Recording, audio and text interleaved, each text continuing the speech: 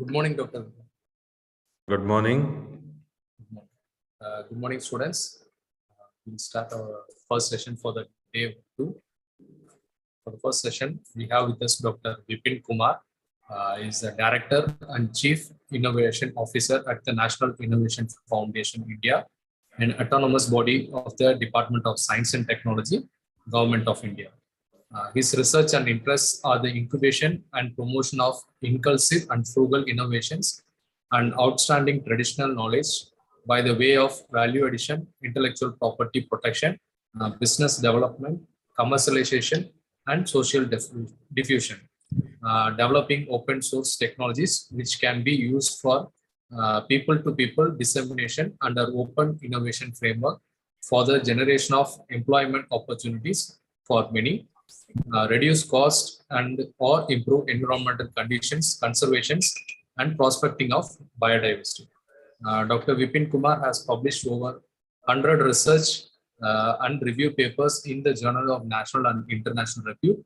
He has worked as a member of various prestigious institutions like Department of Biotechnology, Protection of Plant Variety and Farmers' Rights Council, CSIR, ICMR, National Biodiversity Authority, Ministry of Agriculture, Ministry of Micro, Small and Medium Enterprises, Government of India, DST, US India Science Technology Endowment Board, Grassroot Innovation Augmentation Network, GYAN, State Science and Technology Innovations Councils, etc.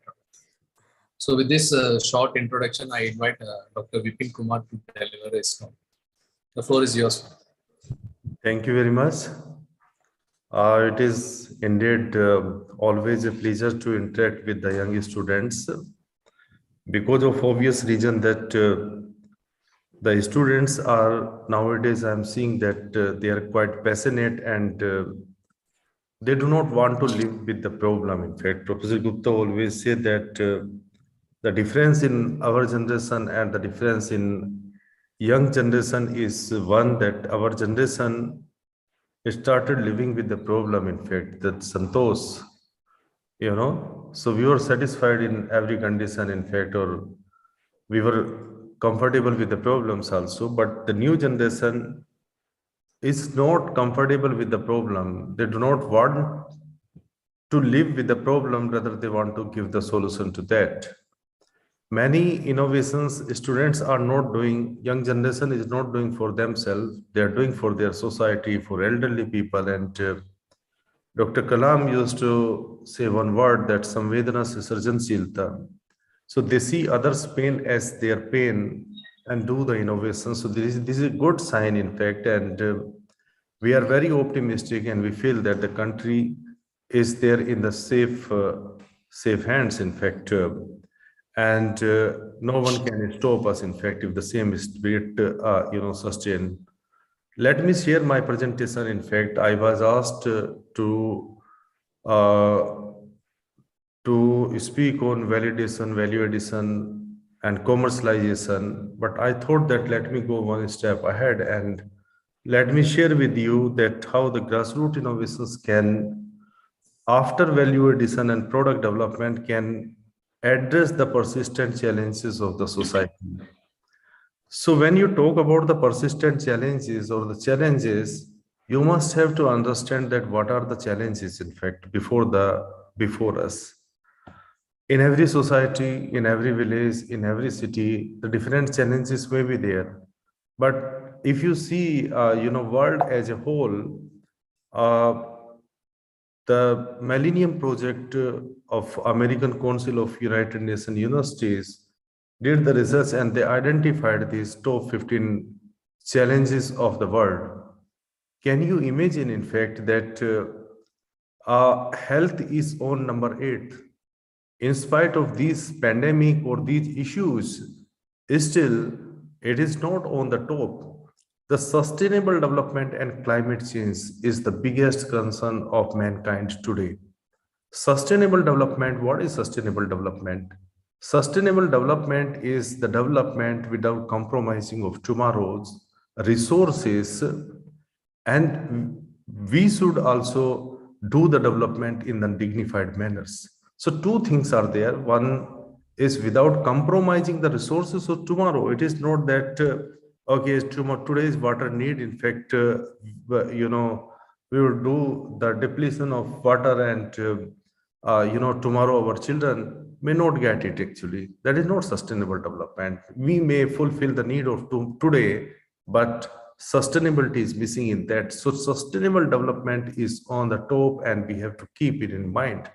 Next is the clean water, the environmental issues. If you see here, in fact, environmental issues, whether it is the clean water or some other issues, population and resources, democratization, global, convergence of IT, rich poor gap, health. Health is on number 8, in fact. And but one good thing after pandemic is, particularly in India, that health is now in the agenda of people. Earlier, we were very casual in our approach, and we never considered our health as the priority. But nowadays, when this pandemic is spread, we try to find out the immunity, within our body. So we try to search, in fact, where are those antibodies, in fact, who can protect us. And many of us found that, oh, we did something wrong with our body, and it's not the right thing. In fact, let me give attention to that. And that's why the individuals, the families, the societies, and even the nation, has given certain attention on the health. And today, many of the students who are connected to this in this program, I can suggest that this is one area, health is one area, in fact, or the food is one area where you can set up your venture, because the scope is huge. Can you imagine that? You must have observed that when you travel anywhere, in the country or in the world, in fact, you'll find the same vegetable market. Okay, you'll find the tomatoes, you'll find the potatoes, chili, brinjal, the cauliflower. How many kind of the plant species are there which we eat? Maybe 20, maybe 30, maybe 100 actually. If you see throughout country, not more than 100 vegetable we eat, plus 10, 15 or 20, pulses. Nowadays, people talk about the ragi, kodra, banti, bhavti, in fact, those kind of grains, in fact, and we say that they are the good for health. Yeah, it is true that they're good for health. But can you imagine that there are 47,000 known plant species in this country? 47,000 known plant species and 91,000 animal species. Definitely what is there in the nature has some relevance, has some value. Otherwise, why the nature will live, will send anybody here actually. Why we are not exploring the biodiversity, the diversity in our food? Why the diversity is not in our food? So this is one sector where the scope of experimentation in terms of the scientific experimentation and in terms of the commercial experimentation is there. At this time, in fact, we are not fulfilling the need. So the gaps are there, and those gaps are providing the opportunities to large number of ventures to provide the nutraceutical food. So those nutraceutical kind of the recipes or the products may not only provide employment to you, but also cater the need of large society. Let me move ahead with these challenges to the global risk. What are the risks, in fact? The risk in terms of likelihood and the risk in terms of impact. If you see the likelihood, in fact, the possibilities, the financial imbalance, unemployment, water crisis, involuntary migration, it is there everywhere actually. It is the impact also, and it is the likelihood also. So in certain places, the income disparity and population aging at this time is also a problem. India is a young nation, in fact. This may not be the problem today for us, but definitely in many countries, population aging is a big problem. In terms of impact, these four things that which are in blue, financial crisis, unemployment, water crisis, and involuntary migration are the common. But food crisis and infectious diseases are now the big global risk in terms of impact. So you see, if you see that higher likelihood, higher impact, so these four which are there in the blue, higher likelihood, population aging and income disparity, lower likelihood and high impact, food crisis and infectious diseases. This slide you have to understand completely, and then you could be able to think that what solution you are trying to provide to the nation, to the world. Definitely you have to fill that these gaps, then only you will survive. One more thing we have to understand, that it is not that these problems are the persistent problems everywhere. Sometimes the one problem can be there in many countries, one problem can be there in all the countries, but some problems are limited to some countries. If you study this China, US, India, and Japan, at this time you are aware that infectious diseases are the problem for challenge for all the countries. So it is not only for these countries, but whole world, in fact, is suffering with that. And infectious disease at this time are the challenges, not only the corona, the COVID-19, but the world is worried, in fact, with the infectious diseases. And it is assumed that in next 2 decades, we have to face, the problem, these sort of problems, in fact, because not that many virus will come, absolutely not, but our living conditions are deteriorating, and the climate change is also there, that more chances of infectious in hot and humid conditions can be there. So we have to address those problems. So these infectious disease are the problem for everyone. You see, the financial crisis, another problem. Financial crisis at this time is not the crisis for China. It's not the challenge for China, but for US. Why in US? You say that it is a big economy, 36 trillion economy. In fact, US, how it is facing the financial sustainability. Sustainability is required, in fact, at this time to US, and market is up and down. And after this COVID-19, then definitely it's the biggest challenge for US to maintain its financial crisis. So financial crisis at this time is a common problem for India, Japan, and US. But if you see income disparity, nowhere, not much. But in India, it's the biggest problem. The poor are becoming poorer, the rich are becoming richer. So this gap is getting increased every day, and it is a big problem for the nation. Population aging is a problem of Japan, not of India. We are the young nation, Japan is an old nation, but definitely one problem of one country can become the opportunity for other. Likewise, when you become the entrepreneur, when you do something, in fact, you have to see the challenges of others, and you have to see that which challenge of others can become the opportunity for you. Many times the opportunities comes from the challenges, and you have to be ready for that. So this slide was not just to give the picture of these four countries. This slide is that you have to keep your eyes always open, and you have to see that where are the challenges, and with my limited skills and my limited interventions, how can I get the opportunity. So we have to be ready for all this kind of things.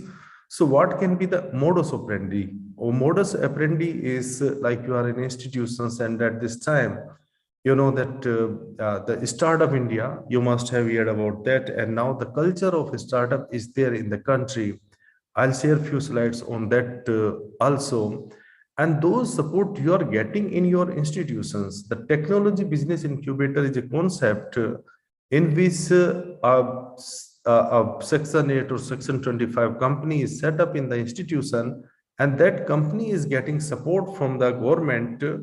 And the purpose of the technology business incubator is to incubate the ventures to the new companies based on the innovations, and that support, is helping to large number of people throughout country.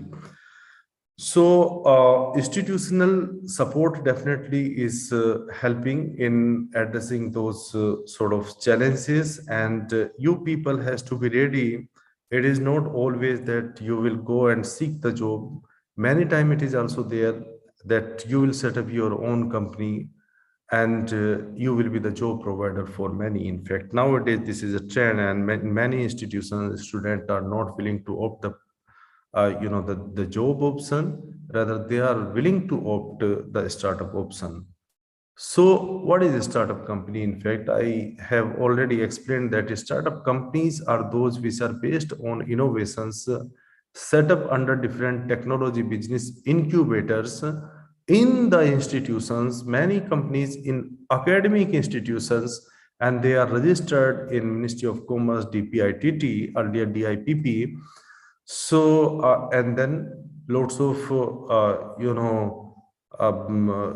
lots of support government is providing to those startup companies. What are those support? In fact, the support can be there in the taxation. The support can be there in commercialization of their technology. In many cases, if a startup company is selling a product, they need not to show the 3 years turnover and then the list of the clients, this and that, for the government tendering.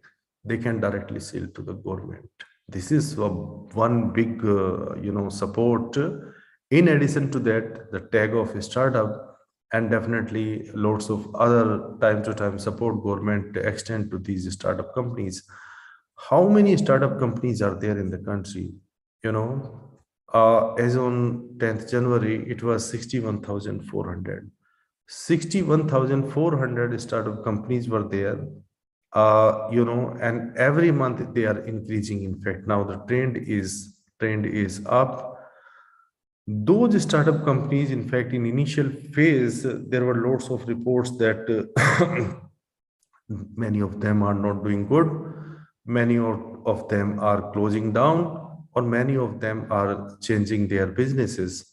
But now, every beginning is a humble beginning. In every beginning, there are lots of turbulence, and we learn from the gaps, and we try to improve. And this is good thing that the governments try to identified the gaps and rectified what the issues were there. I'm happy to share that at this time 83 unicorns are there.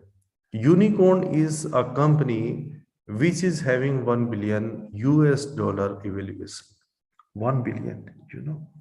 The companies which students started, the young people started, but they have reached in 1 billion club.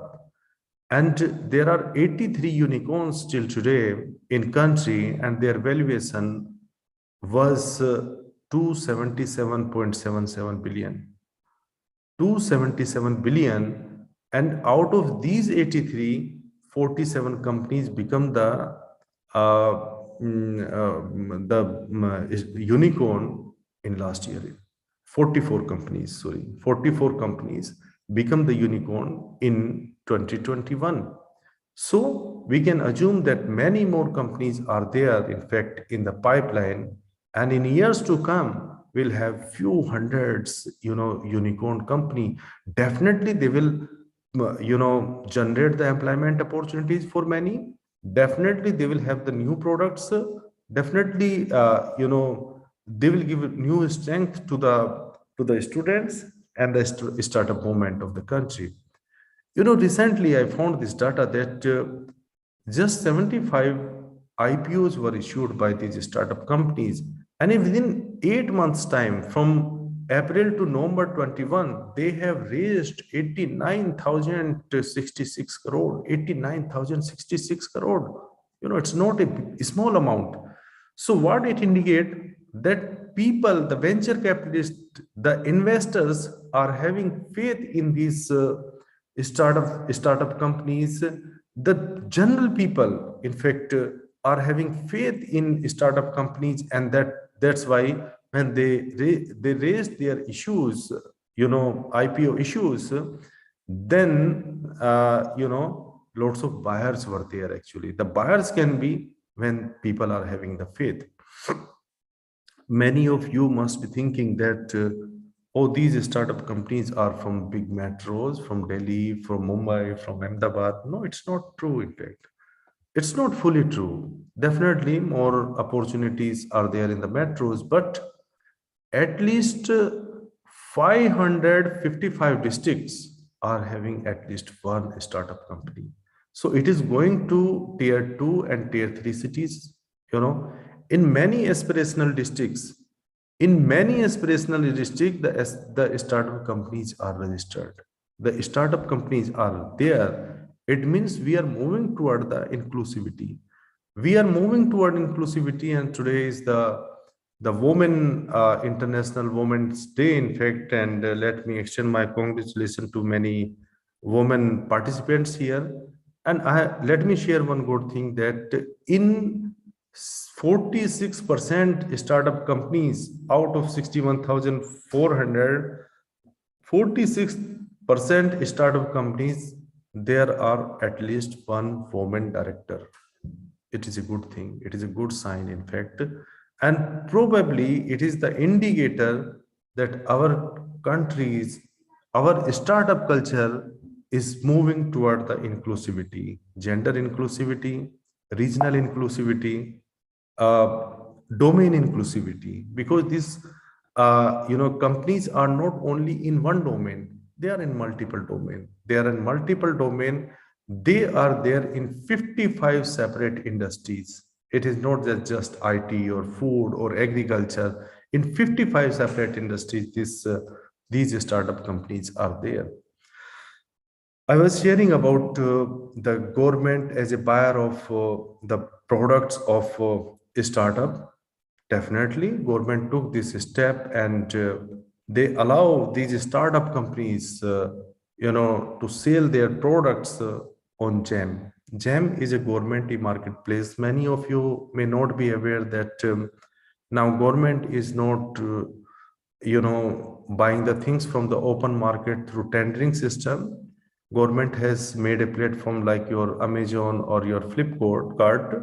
There is a GEM, government e-marketplace, and when somebody put his do the registration on the GEM, a company, then lots of negotiation and everything is there, and after that you can buy any product from the GEM, like you buy from the Amazon or Flipkart. This is a good thing.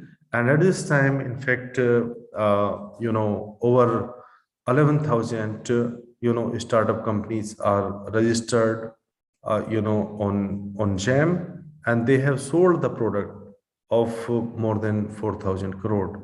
So 11,000 companies with 93,908 orders they have received from public entities, the government departments, the government institutions, and these orders were of the tune of 4,000 crore. It's not a small thing, in fact, it's a big thing. And it is a beginning. It is a beginning, and I'm expecting that in years to come, the startup culture will strengthen more, and more opportunity for the students like you be there. Actually, you see this startup culture, in 2016-17, you see the India was like this. In fact, only few places were yellow, and rest white. So few companies were there actually, but now India looks like this. India looks like this, the complete yellow everywhere. In fact, it means a startup culture is reaching to every part of the country, which is a good sign, in fact. And 5,98,000 328 jobs they have generated in last 4 years, from 2018 to 2021. So in 4 years time they have generated 5,98,324 jobs, which is a good indicator in fact. So likewise, I'm also telling you that think over it. Think over it and don't be there in that crowd who is looking for the job from the government, from the industries. Rather, you do something different and provide the job to many. At this time, in fact, if you see where we are going in innovation, let me share with you that lots of noise were there. In fact, around 2015. In 2015, where India was at 81 position in Global Innovation Index. In Global Innovation Index, but because of our policies, because of the attitude of the students, because of the attitude of the researchers, the institutions, because of multiple factors, our growth, in fact, in innovation ranking is there, and every year our ranking is improved. You see there that in 2016, 17, 18, 19, 20, every year our ranks were improved, and in 2021 India was at 45 45th position, 81 to 45th. Now we are among the top 50 countries. We did more investigation that where we did good, where we have we are average, and where we need to improve more. It is needed for you students, in fact, that to understand this slide, that in market sophistication and knowledge and technology output, we are among the top 30 countries. Market sophistication, knowledge and technology output, but in business sophistication, human capital research, and in institutions, we are between 50 to 65, 50 to 62, or 52 to 62, you can say. But in creative output and infrastructure, we have to do a lot, in fact. And the creative output will come from the creative thinking, from, Dr. Mashelkar always talk about MLM, more from less for many. So if you'll adopt the agenda of or mantra of MLM, what Dr. Mashelkar always, speaks, then that creative output will improve. Infrastructure, obviously, government has to think for that. And in grassroots innovations also, the grassroots innovations, in fact, the innovations which are outside, the formal laboratories, which are by those people who are not from the formal sector, not much educated, but they do have the knowledge. They do have the knowledge, and those people tried to solve their problems within the limited resources around them by a series of experiments, and that definitely their experiments are also equally important as we do in our institutions. But before moving ahead, in fact, this slide I was willing to share, in fact, this lesson, in fact, from Theranos. From the Theranos, that one startup company, what they did, they overclaimed, in fact. It was a blood analysis company, in fact, and they thought that with one drop of blood, they can perform 240 tests. And because of that, they lies to the company's board, and the culture of intimidation and secrecy was also there. And because of that, lots of issues, in fact. Now, I don't want to go in the detail. And what happened that the promoters of the companies are behind the bar, but there are lots of learning out of it. What are those learning? One is we have to focus on business, not on putting a show. Many times we try to do more emphasis on putting a show than the real business. And many times, many venture fails, in fact, because of that. So don't go in that show. Just remain focused. Your focus should remain on the businesses. Question of the technology. Definitely everybody has, all stakeholders has the right to ask the question on the technology, uh, and you have to satisfy them. Don't chase the unicorn. Many times when we go for the startup company, we think, oh, tomorrow we should be the unicorn, and let us do all right and wrong. In fact, definitely nobody can become the unicorn with that. The honesty has to be there, the transparency has to be there, the good technology has to be there, the good ethics has to be there. Then only you can reach up to that stage. Invest in things that, this is for venture capitalists and investors, not for the students. I'm saying that the venture capitalists should invest, or the banks should invest only in those technology which they can understand. Also for the companies, that they should approach to the venture capitalist firm with care. Is their investment philosophy matching? Because their venture capital VCs are having different philosophy which may not match with our business. So definitely here we have to be careful. So these are the lessons, in fact, out of these. Now, I was talking about this, the grassroots innovations. Many of you must be thinking that what are those grassroots innovations, how they look like.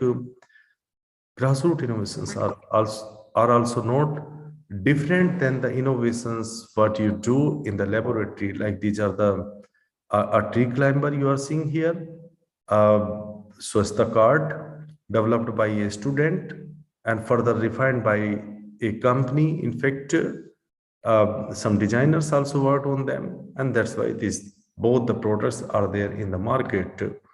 And DG Vipo, Dr. Francis Gori, when visited India, he mentioned very clearly that India is a leader in frugal and demand-driven innovation, which can address its social and environmental problem. We try to address our problem, in fact, and develop the technologies, and that has to remain among the students also. Many innovations, in fact, it is not that whatever you see in the market is the innovation or innovative product. Lots of social innovations, in fact. These people are the change maker. They are bringing the change in the society. The first photo you are seeing, that Mr. Raju, today he has, you know what he did? Many good laboratory cannot do, in fact. The Raju has extracted the colors from the plant and made them so beautiful and coated on the toys, that those toys are going not only in India but abroad also. And Raju is providing employment to the whole village. So I would suggest you that do the the Google, and just with the keywords Itiko Pakka toys, you will find that what Raju is there, a grassroots innovator who is not educated, who has not gone to the institutions, but after a small support by NIF, Raju got the place in Man Ki Baat of Honorable Prime Minister. Another thing, in fact, at the time of pandemic, another innovator, in fact, Rajendra Jadhav, what he did? He developed a tractor-mounted sprayer which can do the sanitization of narrow lanes of the country. And those experiment he did when that pandemic or the that lockdowns were there, but the innovators were thinking and addressing those problems, and that's why in many municipal corporations his technology is there. During that period itself, NF has supported, and this innovator also got the attention in Man Ki Baat of Prime Minister. In many cities, not in one or two cities, in many cities, municipal corporation has brought that technology and they are doing the sanitation. Two more things we have to take care, in fact, when we are doing certain business. This slide is there. You are seeing that what is there. I need not to explain, but everywhere, the different size, the different shape. Why those different size and shapes are there in hand pumps? Because the requirement is different. Sometimes you don't require pressure, sometimes somewhere you require the pressure actually. Somewhere the water table is here, somewhere water table is at 300 foot, even more than that actually. So definitely the customization in a country like India, the customization has to be there. Don't go only one type of technology. You have to be adjustable and you have to give the customization. Why a shoe company is making the shoes for of different numbers? Because the leg, different people, different size, shoes can be fitted to different people actually. That's why they are making, it is not the same that okay, it is a universal number, everybody will use it. No, definitely customization has to be required. If you see the big food chains, the big food chains are doing the customization according to the taste of the local people. People will not accept if the same type of things are there. So it has to be there in your mind, dear students, that we have to be ready for customization depending on the requirement, and portability and ability to get integrated. Many of you are there in from the rural areas, and you know that what it is. It's a tractor, but different kind of attachments are attached to it. Same device tractor can get attached different type of tools for performing different functions. Suppose if a tractor company say that okay, the cost of tractor is 5 lakh, now I'll give all the attachments to you and the cost is 11 lakh rupees. For what you will buy all the things? Many time you need for plowing purpose, many time you need for the transportation purpose, and if you want to enhance your requirement, you'll get another attachment. So we have to provide to the customers at least one basic thing also, so that they could be able to get attached other things as and when required. Another example I'll give, in fact, you're seeing it here. In fact, it's a walker developed by one girl, Shalini from Bihar. See what she said, that she basically identified a problem. She said that her grandfather was there and the family was living on ground floor and first floor. Grandfather was living on the ground floor because his walker was not supported to climb on the stairs, and rest of the families were there on the first floor. Everybody was happy, but this small girl thought that it is not fair. My grandfather is not spending time with the family. He is not eating food with the family. He is not, enjoying the time with the family. And she identified that what is the problem? His walker is not supportive, in fact, because all the legs are flat. She said that if the legs are adjustable, then probably my grandfather can also come upstairs and can also go downstairs. And the technology the idea which he has given, NF has worked on them, and finally, this walker has gone to 3 companies, including to 2 large company of the countries. One is Alimco, which is the largest company under Government of India's, Another company was the Visco. Visco is itself in the private sector. It is the biggest company, in fact. Can you imagine that the idea, a powerful idea of a one girl, in fact, who was just in class 8 at that time, has done business for the large companies? What Shalini is getting? Shalini has got some upfront payment and she is getting royalty of 100 rupees on the sale of every worker. So this is the power of idea. See, this is the power of imagination. Like lots of examples from different grassroots innovators, you see how beautiful earthen pots are there. Mansukh Bhai Prajapati started with this Mitti Cool product, but he has not remained limited to Mitti Cool. He came out from there and lots of things are there actually, and because of that, Mansukh Bhai, who was a poor man few years back, is now doing a business of in crores. He has established his own brand Mitti Cool, and now you go to any platform, Amazon, Flipkart, these, that, actually, he has lots of traders, lots of, the people who are selling his technology, lots of outlets he's having. So he's doing businesses in crores and provided employment for many. And this has become possible because of the NF's activities. In fact, NF is not a typical conventional government kind of agencies which are getting the projects from the people. Rather, we are the complete value chain. We start from scouting of the innovation, validation, value addition, product development, IP protection, business development, dissemination socially and commercially.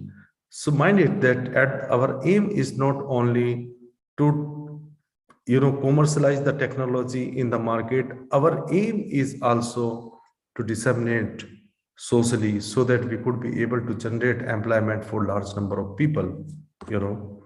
So this we are doing, and NIF has a database of more than 3,300,000. We have filed over 1,250 patents, and every year approximately 150 patents we file in the name of innovators. Many technologies are there in market. Now you are thinking that we are the student of biotechnology, how these grassroots innovations can be helpful for us. Let me share with you that there is a huge scope. Like I talked about the food, but in medicinal kind of areas, in other biotech areas, these traditional knowledge can play a very important role. Can you imagine that psyllium, that isabgol is Indian crop? Okay, it is grown in India. How many patents are in USPTO filed on psyllium, the isabgol? More than 25,000 patents. More than 25,000 patents are filed on isabgol, and from India, not even 50. Not even 50. We have seen that who are filing those patents, and we found that might be the Procter and Gamble, Colgate, Palmolive. They are leading. They are the leaders in doing research on psyllium, and they have filed maximum number of patents. So, dear students, we are ignoring our traditional knowledge. We are ignoring our plants. Or not that what the research will be there out of this traditional knowledge, this and that. You are ignoring that area where you are strong, and you are trying to guess that area where you are not so strong. So keep your strength with you. Do more research on your traditional knowledge, and definitely lots of new technologies, new products will be there. Because the Procter Gamble and Colgate Palmolive filed maximum patents, definitely they have given maximum technology to the world.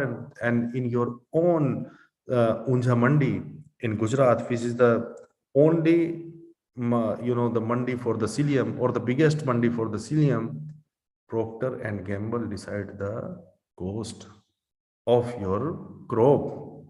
That is the power of IP. That is the power of research. That is the power of technology. So I'm trying to share, some of the technologies. Like this is mosquito repellent.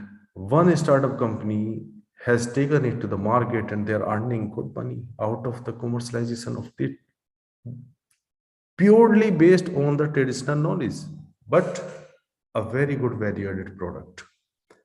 So you have to understand the science, you have to understand the high science, and you have to have the knowledge of this tradition also. Then definitely these kind of products are yours, and you are the owner of that. Many times we say that, oh, traditional knowledge, what you will do, it is not patentable. So how can I do the business? Every herbal knowledge is not the traditional knowledge. In fact, traditional knowledge, obviously it is not patentable, but every knowledge is not traditional knowledge. You know how many plants are there in classical codified literature? This Ayurveda, Unani, Yoga, Siddha, and homeopathy, the classical codified literature, approximately 1700 plants. Just 1700 plants. And I told you, few minutes back, that in India we have 47,000 plants. If not food, some other use. of those plants can be there, you know. So why not you make these plants? Mesti Rek, based on the knowledge of this gentleman, you know, when we go to the villages and we find the villagers, we see, oh no, what he knows. In fact, I'm BTech, I'm MTech, I'm doing PhD. But this is a poor, person living in the villages. Definitely, I should not talk to him. If it is in your mind, please, remove it, because the people in the villages are extremely knowledgeable.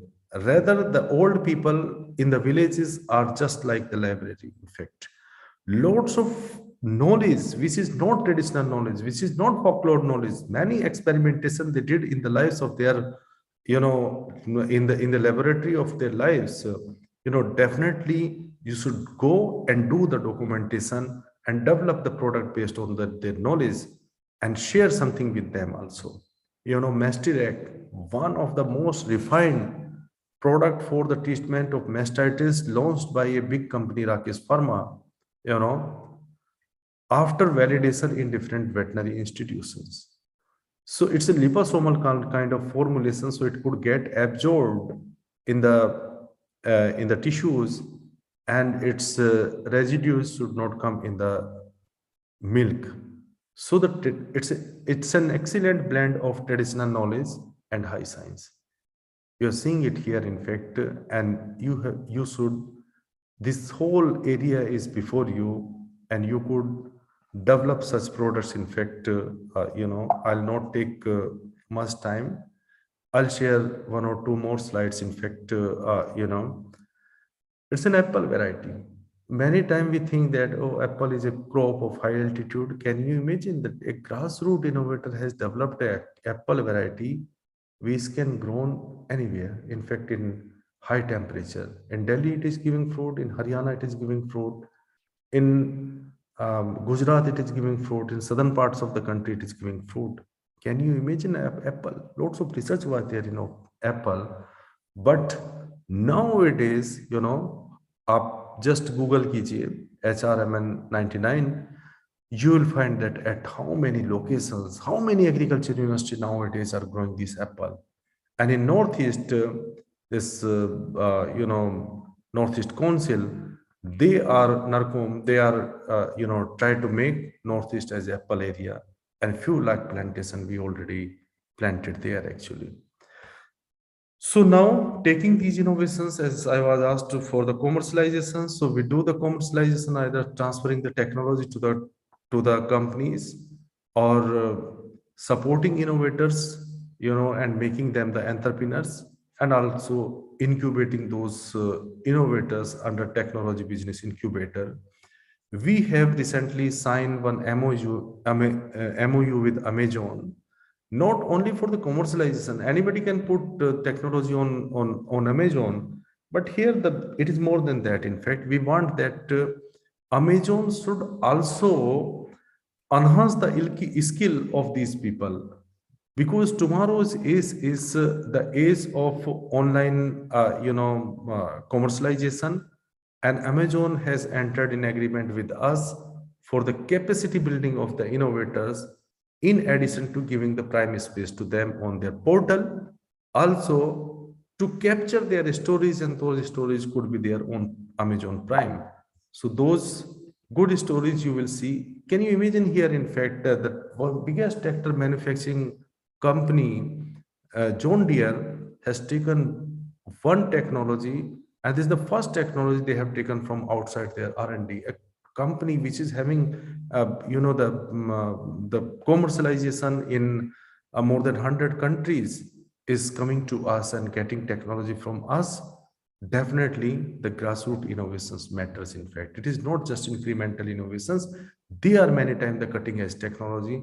A portal which we have launched, in fact, 1 lakh, 1.5 lakh technologies are there on that portal, and you should also visit to this innovation.nif.org.in, and this portal, these innovations are there. I'll urge that you can take these innovations, you should take these innovations in your course curriculum. In fact, you should do the digitation. AICT also send the letters to different institutions to take the the technologies from these. We also provide a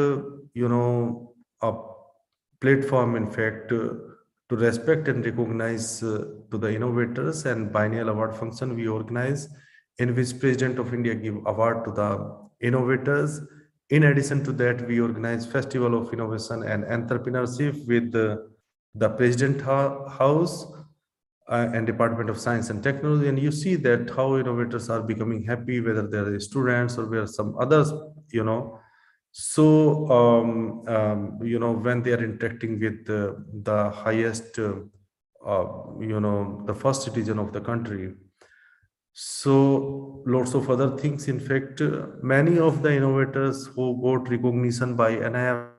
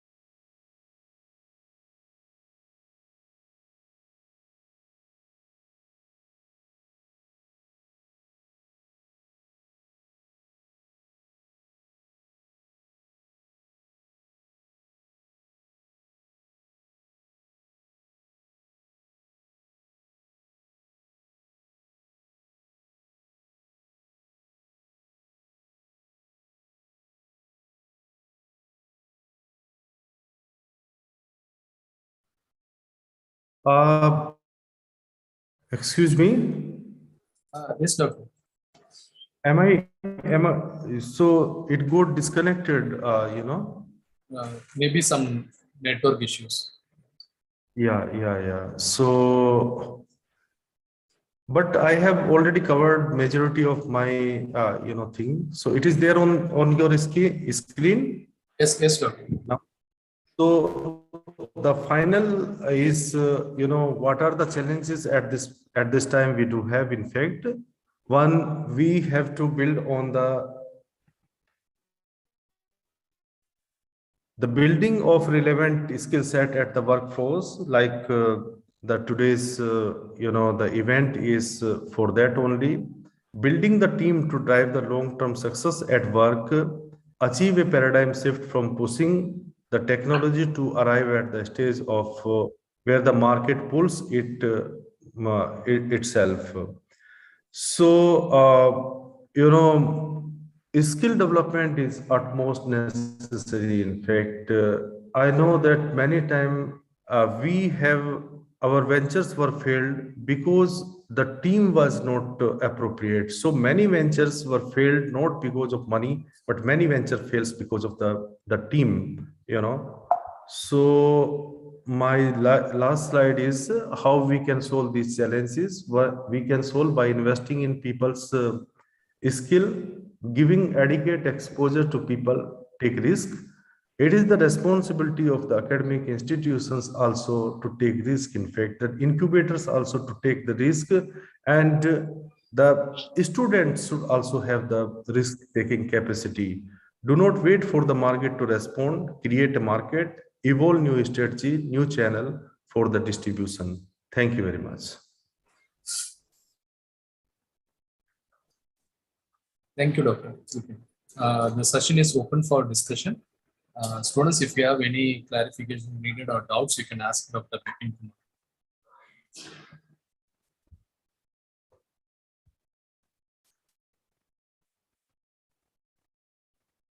I think it got disconnected only for few minutes now. Few minutes, yes. So okay, for 3-4 minutes or more than that?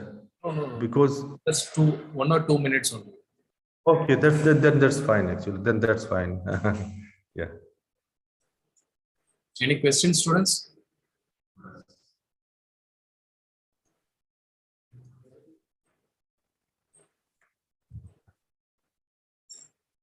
Anyone? If not, I can share my presentation with you. You can share with the students, and if they do have any question, they can write to me also. You can share my email also to them.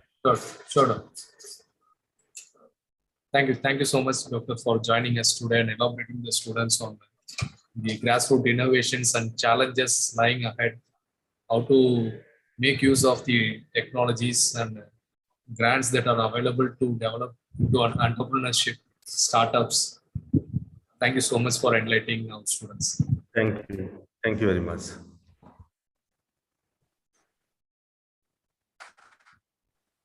So can I leave now? Yes, Doctor. Okay, then. Thank you very much. Thanks a lot.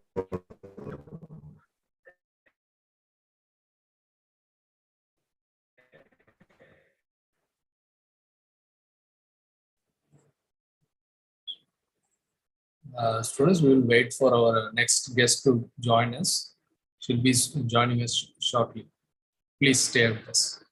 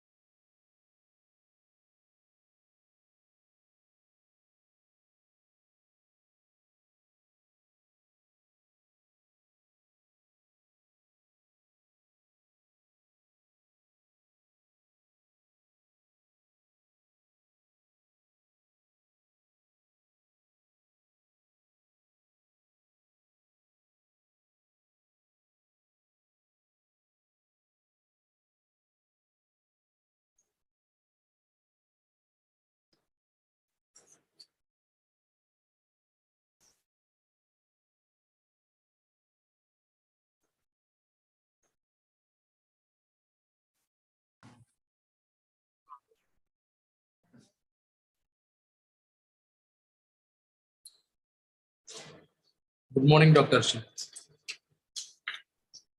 Good morning, Dr. Amarchin. Students, we'll continue with our second session for the day. For this second session, we have with us Dr. Shilpi Kochar, Senior Manager for Entrepreneurship Development at the Biotechnology Industry Research Assistant Council, BIRAC. She specializes in managing grants and the key requirements of a growing business ecosystem. She runs several programs focused on BIRAC's entrepreneurial spirit, such as Ignition Grant, the regional centers, and student entrepreneurship programs. With this short introduction, I invite Dr. Shilpi to deliver her talk. The floor is yours. Thank you very much, Dr. Amar. Very good morning to one and all. Hope you all are doing good. Yes, Can I request all the students to turn on the camera for 5 minutes? It will help us recognize each other and interact better during the talk. Student, please switch on your videos.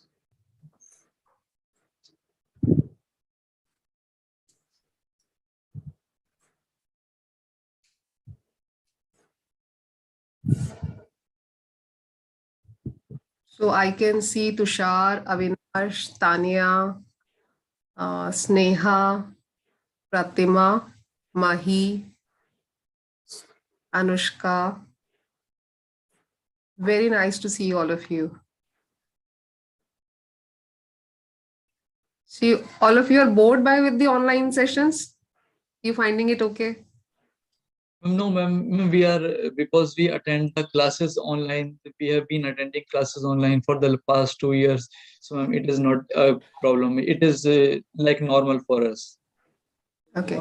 But there must be a fatigue of online now. You must be willing, you must be like bubbling to go back to your universities, and you must be wishing if this 3-week program was a residential one. Earlier, this used to be a residential program. So 3 weeks, the students used to spend time at Srishti. So that's a very different experience altogether. And we hope that some of you can come over to Srishti and have that experience. A lot of requests has come, Doctor. Yeah. More than 30 students have requested. I'm sure. And one more student is waiting to join the room. So how are you all liking the program since yesterday, and how are you excited about listening to the speakers over the next 3 weeks? You finding? Yes, ma'am. Yes, ma'am. Is it different from your routine academic curriculum? Just show me thumbs, because you all are now accustomed to attending the online classes and responding to it. It's difficult for all to mute, unmute.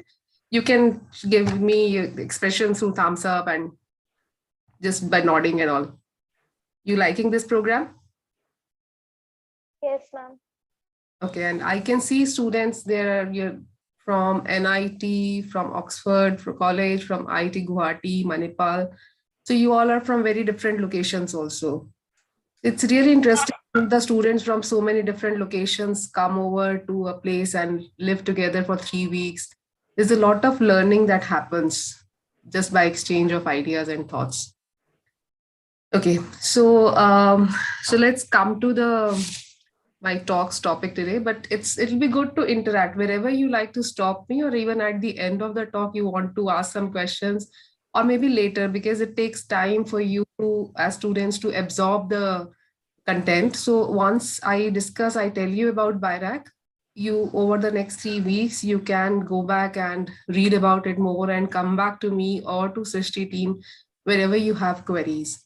So what I'll be talking about is a lot of relevant content for you people, and you can leverage from those schemes, those opportunities that exist that BIRAC offers for you. The Sitare BIS is just one such opportunity that you are already gaining from. And once you are into the network of BIRAC, you would see that there are so many other opportunities and platforms available which could be of use to you. And students who are like from similar backgrounds like yours have already benefited a lot from our schemes and programs. So just for my understanding, what kind of courses you are pursuing currently? Some of you could either type in the chat box or just respond by unmuting. Just let. BTech in biotechnology from NIT Durgapur. Okay, that's great. BTech in biotechnology from Lucknow. Okay. Can't hear you, Kritika. I can see it's unmuted. Looks like some issue with your mic.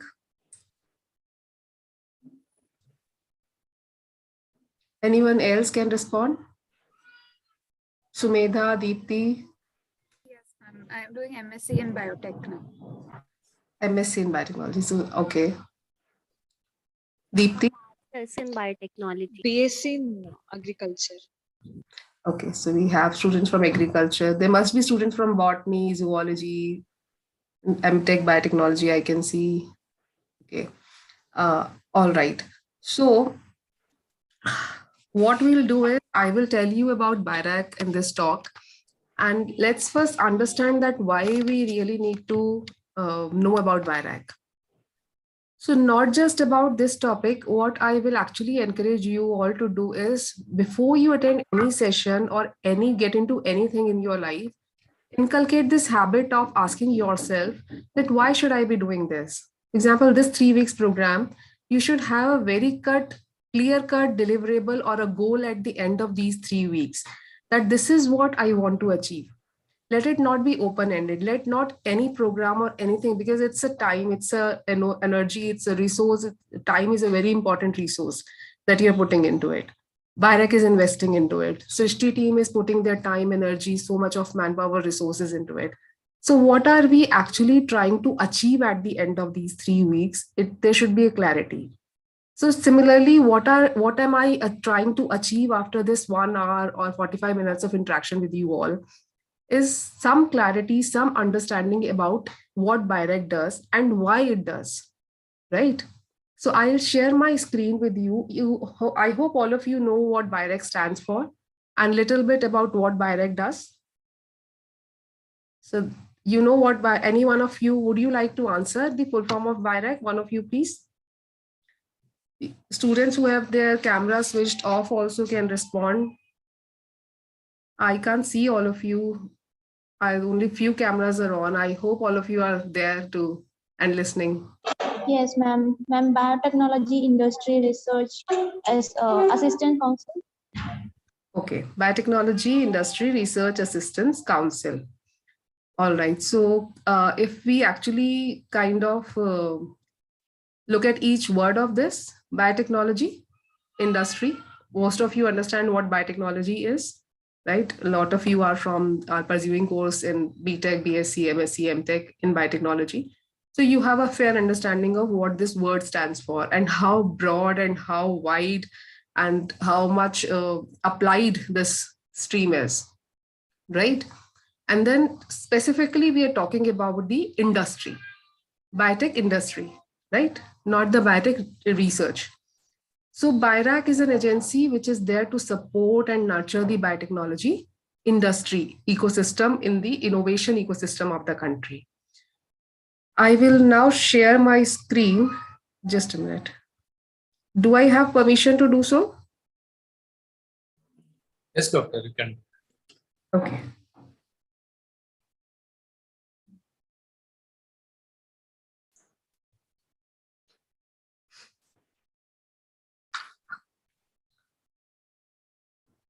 My system is giving me some issues. Please bear with me for a minute's delay. So,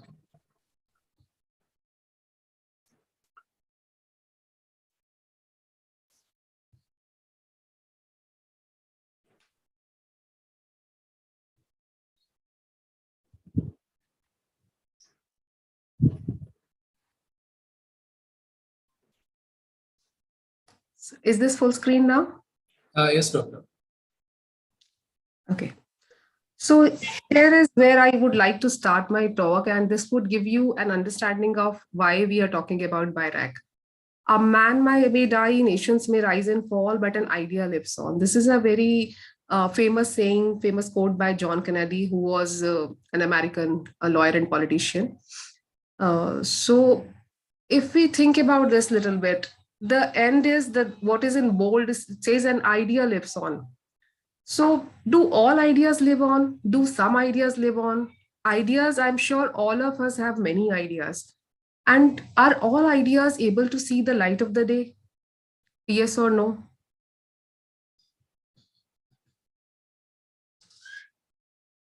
Yes or no? All ideas. Students, please respond, because I should have a feeling of that you people are listening.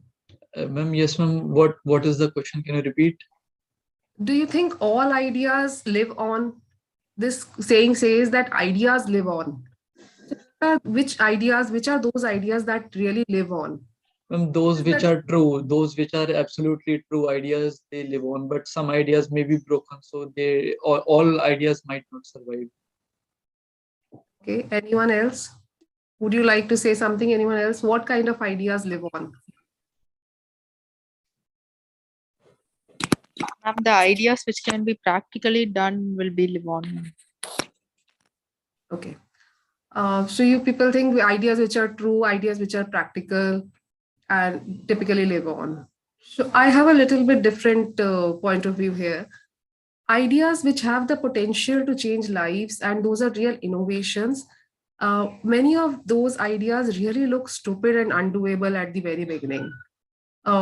Few years back, would you have thought about Paytm? Would you have thought about WhatsApp or internet or many things? And many innovations would have sounded even very erratic, very stupid to investors also.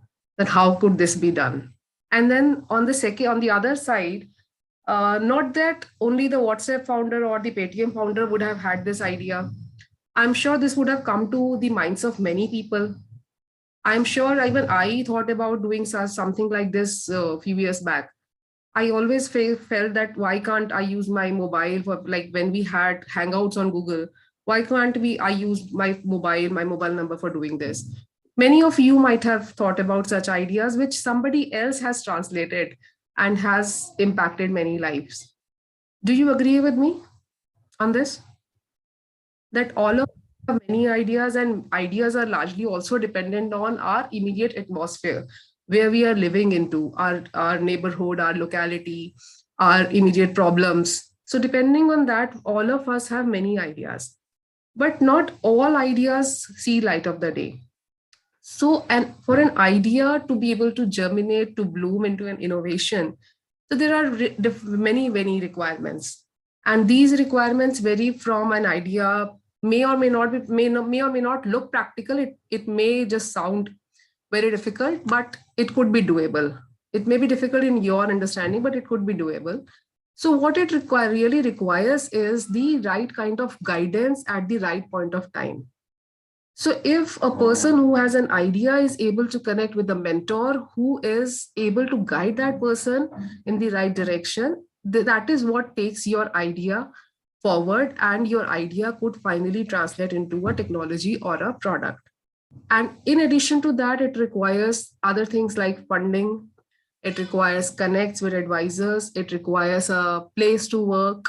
It all that you can think of. For example, for cooking anything, you need so many ingredients. Similarly, for an idea to nurture into an innovation or a product, it requires funds, it requires time, resources, it requires a team, which is a very important aspect. Team with different expertise, with complementary expertise.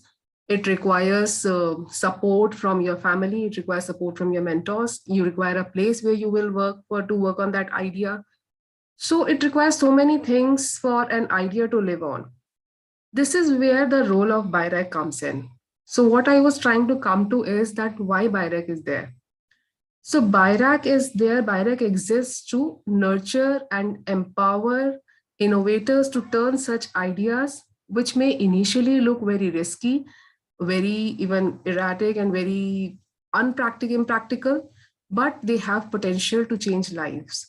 So BIRAC is an agency which offers a lot of support in all these various domains and aspects, including funding, incubation support, connects, mentoring, regulatory support, and so many other things that a innovation or an idea in the biotech sector requires for it to be converted to a product.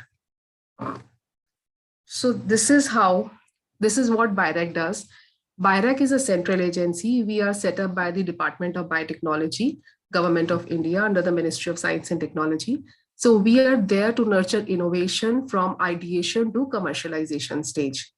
So what we really support is in various domains, various aspects of an innovation chain cycle, right? Starting from ideation to proof of concept to early stage, late stage validation, and the various beneficiaries are there whom we provide support to. That includes young students like you, startups, SMEs, large scale companies, and so on. So on this slide, if you would see, you all know, you all belong to biotech sector. Biotech sector has been a very interdisciplinary and a specialized one. It has a lot of challenges associated. So the innovations coming from biotech sector are not as simple as the innovations coming from IT or e-commerce or fintech. So the gestation period is very long. So you can't have a product or a drug coming in a year or a 2 years time. So there has to be an agency who could provide you the kind of support that is required in the initial stages. Then going forward, initial stages might require risk funding, later stages might require an equity-based funding, and so on. So the long gestation period needs to be supported by someone. There is a lot of investment that goes into. There's a specialized infrastructure requirement for biotechnology innovations. But all said and done, this is also a high reward sector.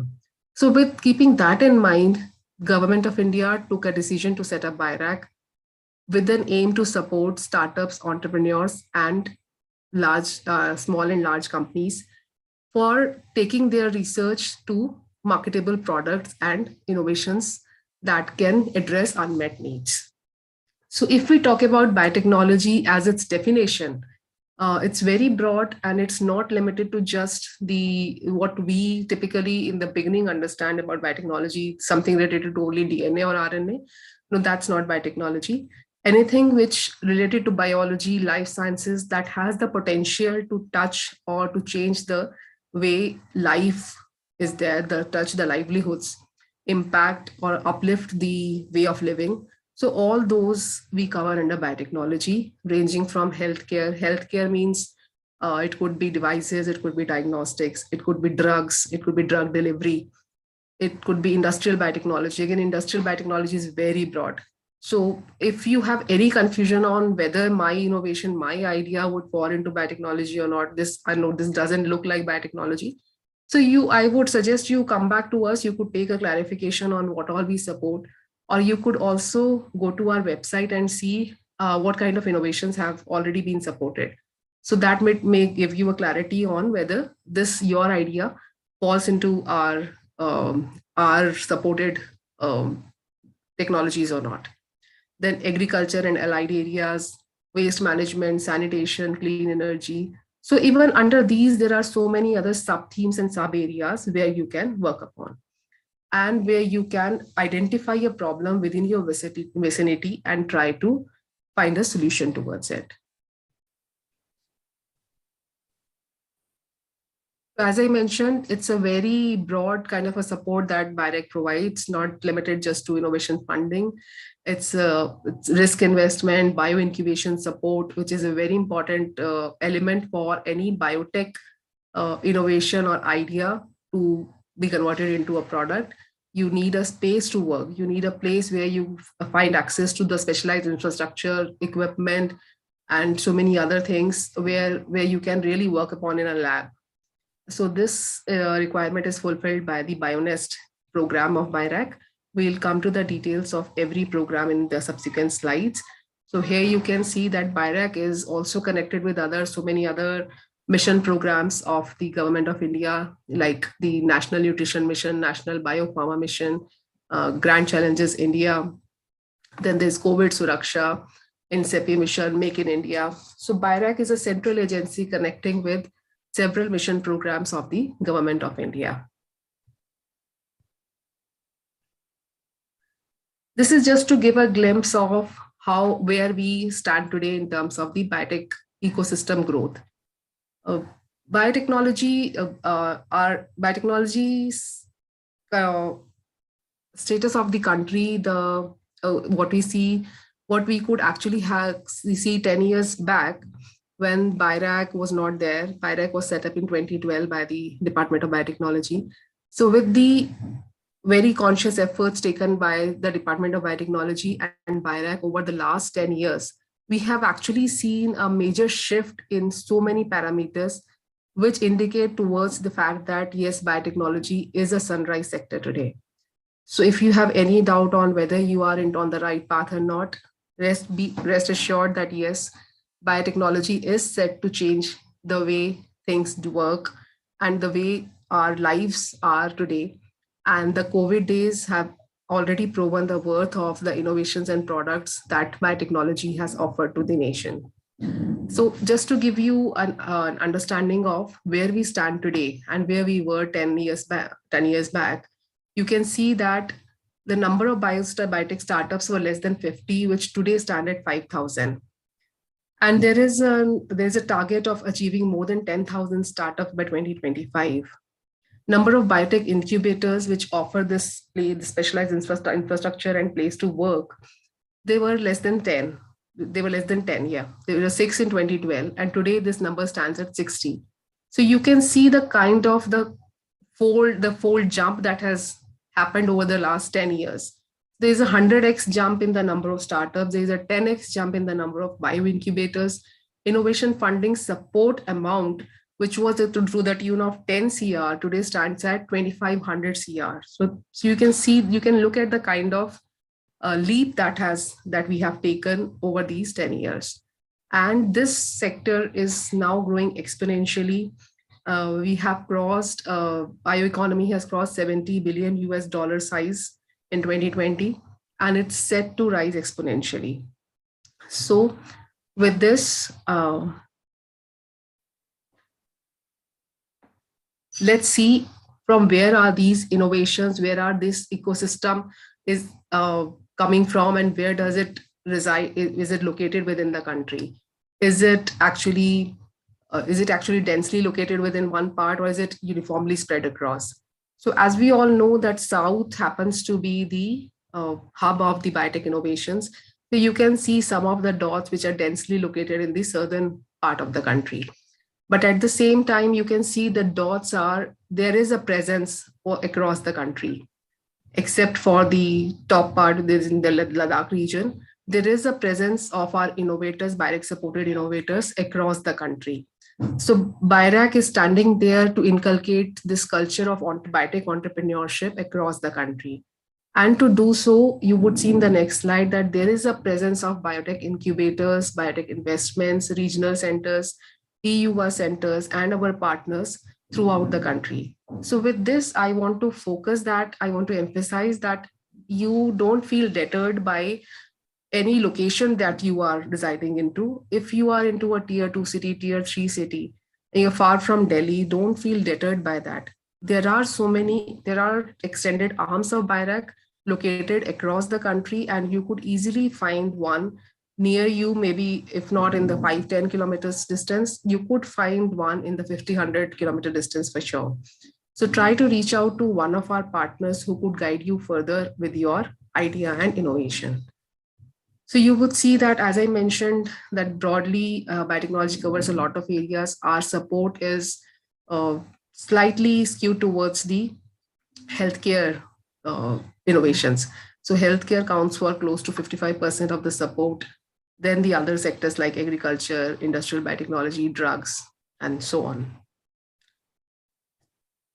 So as you can see these dots on the left-hand side of on the right-hand side of the slide, on India's map, you can see these dots. The red dots stand for our incubators. There are 60 incubators across the country. There are 10 EUA centers. These blue dots represent the BIREC investments, the size of BIREC investments in different states. The black dots are BIREC regional centers.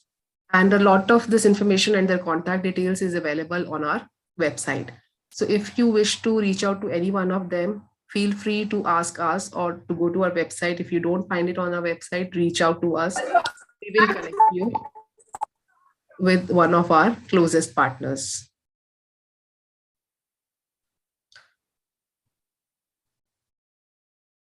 Now coming to what an innovation requires, the steps that an innovation needs to pass through for it to become a marketable product. As we all know that there are multiple stages. There are multiple stages in an innovation value chain, starting from idea, then an idea there has to be a proof of concept established.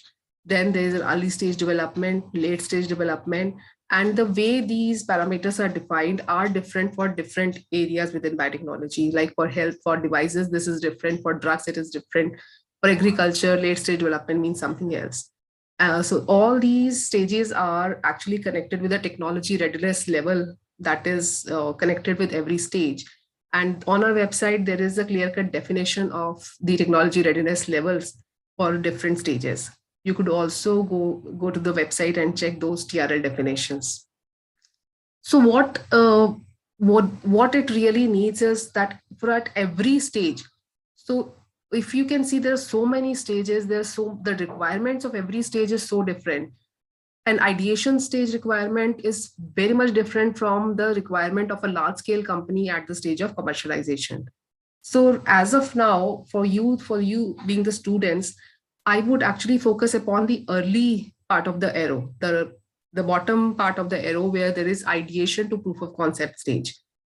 If you see this stage, there are 3 to 4 schemes up to big we will actually cover, which are of immediate relevance to all of you. So BIRAC has recognized that the needs of the various beneficiaries at different stages are very different.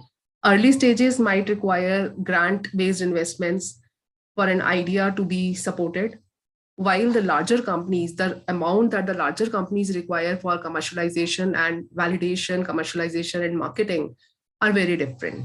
So the way we have designed and customized our schemes is such that it suits the requirement of the beneficiary at that particular stage. So when we talk about EUA, Sitare, SIP, BIG, these schemes are intended for students and individual entrepreneurs and early stage startups. So we will focus on these 4 schemes, and then we see how we move on to this arrow for the later parts, wherein we have equity-based schemes coming into the picture and the royalty-based schemes coming into the picture. So I'll move on to the individual details of these schemes. Sitare, you already know about Sitare. You are already getting benefited from one of the elements of the Sitare scheme itself, which is the BIIS and the appreciation grant. Another component of Sitare scheme is the Gayatri Award, which provides 15 awards of 15 lakhs each every year to the students in the postgraduate and doctoral areas. So these Gayatri Awards are focused upon supporting the translational projects, projects which have commercial potential and an ability to set up commercial ventures. So that's the focus of Sitare Gayatri. For BIIS, you already know that we offer program for undergraduate students. A scheme which is similar to this and is promoting student entrepreneurship is EUA. So I will take some time to focus on this scheme because the call for this scheme is also currently open and it may be of relevance and use to some of you immediately. So EUA stands for Empowering Youth for Undertaking Value-Added Innovative Translational Research. This scheme also has 2 components. One is meant for undergraduates and the other is for the postgraduates and PhDs. So let's talk about the undergraduate programs. This is called as EUA Fellowship. So what BIRAC has done is that through this EUA scheme, what we are trying to do is we are trying to build a culture of entrepreneurship right at the university level. So universities are the place where we have set up EUA centers. There are 10 EUA centers. You can see small logos of these 10 centers in this ad. And the details and the contact details also are available on the EUA page of BIRAC website. So through this program, BIRAC has set up EUA centers, which is like a 3,000 square feet of space within the university. It's called the EUA Center, EYC. And that center offers a space for the UG and PG students to work. And they also provide you fellowship and research grants supported by BIRAC. And mentors are there to assist you, to guide you to take that project through. So this EUA fellowship is given for 1 year. You would see on the subsequent slides, there's one component, EUA fellowship. For this, a team of 3 to 5 students who are applying graduation. They could be from different disciplines. They could be from different colleges also. They just need to be mentored by a single mentor, guided by a single mentor. So as a team, you need to apply for this. You have to identify a problem which you will be addressing and which you be able to develop a prototype or develop a solution, workable solution within 1 year's time frame. So for 1 year, BIRAC will provide you a quarterly stipend, an annual research grant, and an access to the this entire ecosystem opportunities. Like you will be guided by mentors from EUA centers as well as the BioNest incubators.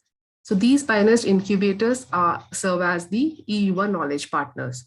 So you will get a chance to interact with a lot of experts, advisors, mentors, not just in the technical domain, from the business side also, and from the investment and regulatory aspects also. So it's a chance for you to apply as a team to EUA, which is currently, the scheme is currently open. The call is open till 31st of March. So you could yourself try and submit an application and also pass a word to your friends in your college and other nearby colleges also. The other component, which is for the PG and PhD students, for this, you should have completed your course already. The earlier program is for students who are currently pursuing their undergraduation. So for this, you should have completed your PG or the PhD.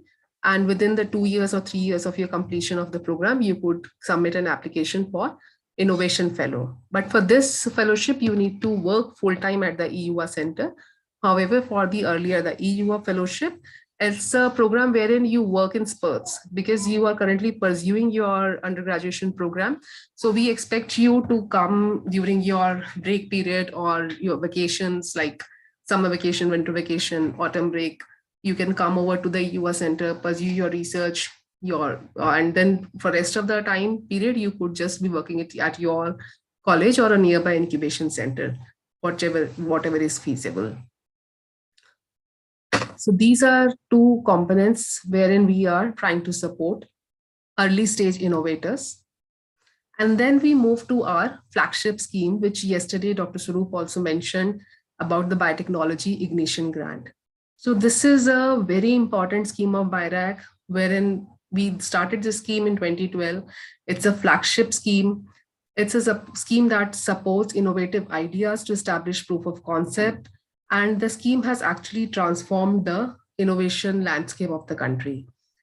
We will see the highlights of the scheme. This scheme supports individual entrepreneurs and early stage startups up to 5 years of existence for a period of 18 months, wherein we provide assistance of up to 50 lakhs. So this scheme is implemented through our 8 BIG partners. These BIG partners are located across the country: Hyderabad, Bangalore, Delhi, Pune, Bhubaneswar, Kanpur, Mumbai, and Hyderabad. So these centers can offer you end-to-end hand-holding guidance on how to submit an application, what kind of ideas you can put in, what will work, what will not work, connect you to a mentor in your particular domain. And in addition to this, we also have 11 other incubators who are our associate partners. And these associate partners, we have tried to look as in have them in the tier 2 cities so that you could actually reach out to them just for the handholding and mentoring for application submission part. So they will guide you with regard to the BIG guidelines and BIG processes for submission of application. So I'm again repeating that the contact details, email IDs, phone numbers of all these partners are available on BIRAC website.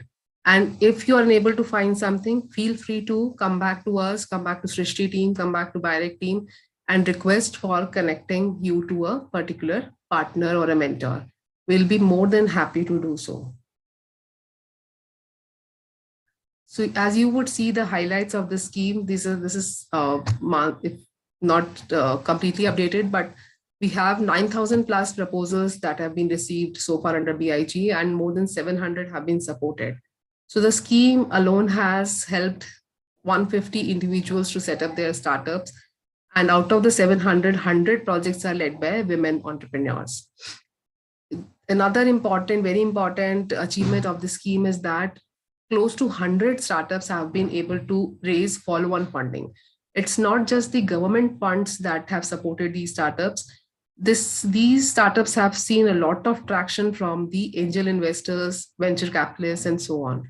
So this is a real testimony of the success of these startups, that government funding has mobilized funding from the private sector as well. And biotechnology is now being seen as a sector wherein a lot of investors are showing interest. So that's a real achievement for biotech innovators. So then we come to our scheme, which is the backbone of all schemes. This is called as BioNest, the incubation program of BIRAC. As I mentioned that because biotechnology being a very specialized domain, you need a place to work. It's not that something you can't sit in a room with a desk, you can't, with a laptop, you just can't work. You need a lab, there's a wet lab work that you need to do. And there are a lot of specialized infrastructure requirement which is there to conduct research. So BioNest is a program, it's the backbone of all the schemes, that it offers you world-class infrastructure and laboratories and equipments where you can incubate and work. So these incubators offer not just the equipment or space, they also connect you with mentors. They guide you for the regulatory pathway, because most of the biotechnology products and technologies are regulated. The drugs, devices, they all have their typical regulations and requirements. So these biotech incubators, their CEOs, their managers are there. They are well equipped to guide you with the requirements of any domain, the technology under any domain. They also offer, apart from BIRAC, they have their own funding programs as well. So they could even fund you for their, as in the early stage funding requirement could also be offered by these biotech BioNest incubators. So as you would see, we have set up over the last 10 years, 60 BioNest incubators, which offer more than 650,000 square feet of space to work, and 1,500 plus incubatees have already benefited from the BioNest scheme. Through these incubatees, more than 700 products and technologies are already in the market. So 7 clusters have been created. If you see on the left-hand side of the slide, there are 7 clusters, one in Delhi, Kanpur, Bhubaneswar, Hyderabad, Chennai, Pune, and Bangalore. So these clusters, there are cluster leads, and there are the bioincubators within that region have been clubbed together. So these clusters offer you a special mentoring program. And in addition, there are 4 regional centers of BIRAC, BRIC, BREC, BRTC, and BRBC. So these 4 regional centers act as extended arms of BIRAC. And these regional centers conduct various events, programs, webinars for students, innovators, and startups for their specialized needs. So this just gives you a glimpse of the kind of support, how it started. Professor Gupta yesterday mentioned that how our schemes are designed and customized to start from a fellowship grant and even going up to 7 CR. So the various schemes, the size of the support that they offer range from 30,000, 50,000 per month under EUA to 15 lakhs under Sitare to 50 lakhs under BIG. Then 30 lakh under seed is an equity investment, which is there once you already have a prototype in place. Then SIBRI can give you up to 50 lakhs. BIPP is again for the SMEs and large scale companies. LEAP is also an equity based investment. PCU is for commercialization. ACE is then for larger scale companies. So with By this slide and for the subsequent slides also, I'll skip some of the slides. They are just to give you an understanding and to leave you with a thought that there exists a complete set of offering for you. There exists an ecosystem to help you take your idea from innovation to market stage. So if you have that path in your mind that yes, once I cross this stage, I also have support mechanism existing for the later stages of innovation. So you feel satisfied, you feel comfortable, you don't feel you don't feel as in left out in a space that what will I do once I complete this particular stage. So there is a complete path carved out by BIIS to help you take your idea from the ideation to market. These are some of the slides that I will skip, and I will provide a copy of these slides. You could go through the details yourself also, and these are again available on the website. SIBRI, BIPP schemes are there for the little bit mature startups and companies. PACE is a program which is meant to support academic research in association with industry. So this could be of interest to some of your mentors, faculty, because as yesterday, Dr. Surup also mentioned that we see you as our ambassadors. You go back to your college, it's not just we are not one person from IIT Guwahati, one student from NIT. We see that BIRAC has reached NIT, BIRAC has reached IIT Guwahati. So I would expect all of you to be our ambassadors to convey this word, to convey our schemes and programs to all the students who are there in your particular vicinity, in your class, in your seniors, your super seniors, to your faculty. You could tell them, you could apprise them of what BIRAC really offers. So there is something there for faculty entrepreneurs, faculty researchers also. So this scheme, there are two components, AIR, AIR and CRS. So for AIR, a faculty can submit a proposal without involvement of industry.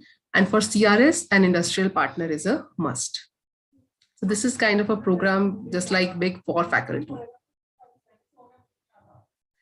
Then this is a very important program. I said that up to 4 schemes are of relevance to all of you. One is EUR, Sitare, BIG, and then this is the Social Innovation Immersion Program.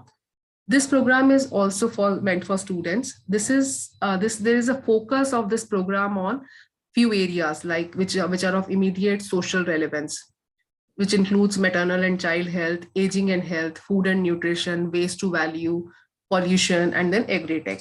So if any one of you have any innovative idea in any of these areas, so what BIRAC really offers to you is an opportunity to immerse yourself in the real environmental settings. So there's a clinical or a rural immersion provided by these. There are 14 SPERSH centers are there as our partners. And through these centers, you could actually get into the real life settings of these problems for 6 months. There is a 50,000 per month fellowship which is provided, and there's a Kickstart grant also. So I would encourage you all to go through the details of this scheme and the kind of project that have been supported. So these 4 schemes, I would request you all to actually browse through well, and also, if possible, take up an exercise of within your next 2 to 3 weeks program. Take up a small assignment on what these schemes and programs offer. It would definitely be of use to you and to your immediate acquaintances. Again, now these schemes are for the later stages of product development. These are equity-based schemes. But just to give you an understanding of a complete ecosystem, I have just included these slides as well. So these are our various partners, national as well as international. You would see in the subsequent slides that BIRAC also offers showcasing and networking opportunities to startups at national as well as global platforms. So there are opportunities for technical workshops, evangelization workshops, support for regulatory, IP, hackathons are conducted, IP clinics are conducted. These are done by our partners, which includes BioNest partners, big partners, EUR centers. So if I would actually suggest all of you to be on Twitter and follow BIRAC Twitter handle, so that you'll get daily updates on what kind of webinars are happening, what training programs are happening, and many of them are free of cost. Registration is free of cost, and you can attend them. Many of them may be for mature startups, but it'll be nice if you have time and you can attend them right now to have an understanding of how things work at later stages. These are some of our partner countries where we have exchange programs with these countries. We have incubator exchange program. We have a startup immersion program with the Cambridge in UK. The program is called Ignite, where we send 5 startups every year. So this with the Judge Business School. Then there are opportunities like BioUS, BioKorea, Slush, Latitude 59. So these are the platforms where BIRAC supported startups have showcased their technologies, their products, and it's not just a platform. Once you are there, once you showcase your strengths there, it's a very big opportunity to network, to be able to interact with the ecosystem players and stakeholders in these countries. So this is, and you all may be aware of a mega event which was conducted in 2019. The first edition was conducted in 2019, which was called as Global Bio India. So this event is actually a testimony of the fact that India's biotech strengths are today have reached a point where we can showcase them to the entire world, to the entire globe. So this was a global level event which was done for the first time in the country. And this saw participation from more than 3,000 delegates. And there was a participation from more than 25 countries. And close to 200 exhibitors were there. So the strengths of the country in the biotechnology sector were showcased to the world through this program. Second edition of this was done online in 2021, last year. Then we come to this program which supports women entrepreneurs. There is a partnership that we have with TIE Delhi NCR. I hope all of you are aware of TIE, which is the Indus Entrepreneurs, which they offer a lot of awareness programs and opportunities for entrepreneurs in all sectors, not just biotechnology, they are sector agnostic. So TIE Delhi NCR is one of our partners. And we have a program for women entrepreneurs along with TIE, wherein we support 15 women entrepreneurs every year. We provide them a small grant of 5 lakh, and then they go through a accelerator program, out of which then 3 final winners are selected for 25 lakh award each. Then coming to the first hub, which is a program started not as in 2 years back. We recognize the fact that many of the biotechnology products, technologies most of the startups face a challenge or a hurdle with regard to the regulatory clarity and the regulatory pathway. So to overcome that challenge, BIRAC has started an initiative where the regulators from DBT, by ICMR, CDSCO, and other agencies are physically present for a meeting, and they interact with the startups and resolve their queries face to face. So this is called as First Hub, and lot of queries so far have already been resolved. Even during the COVID days, the frequency of this, the meetings was increased to every week. We typically have this every month. So any startup which is facing any issue with the regulatory pathway can reach out to us through the First Hub.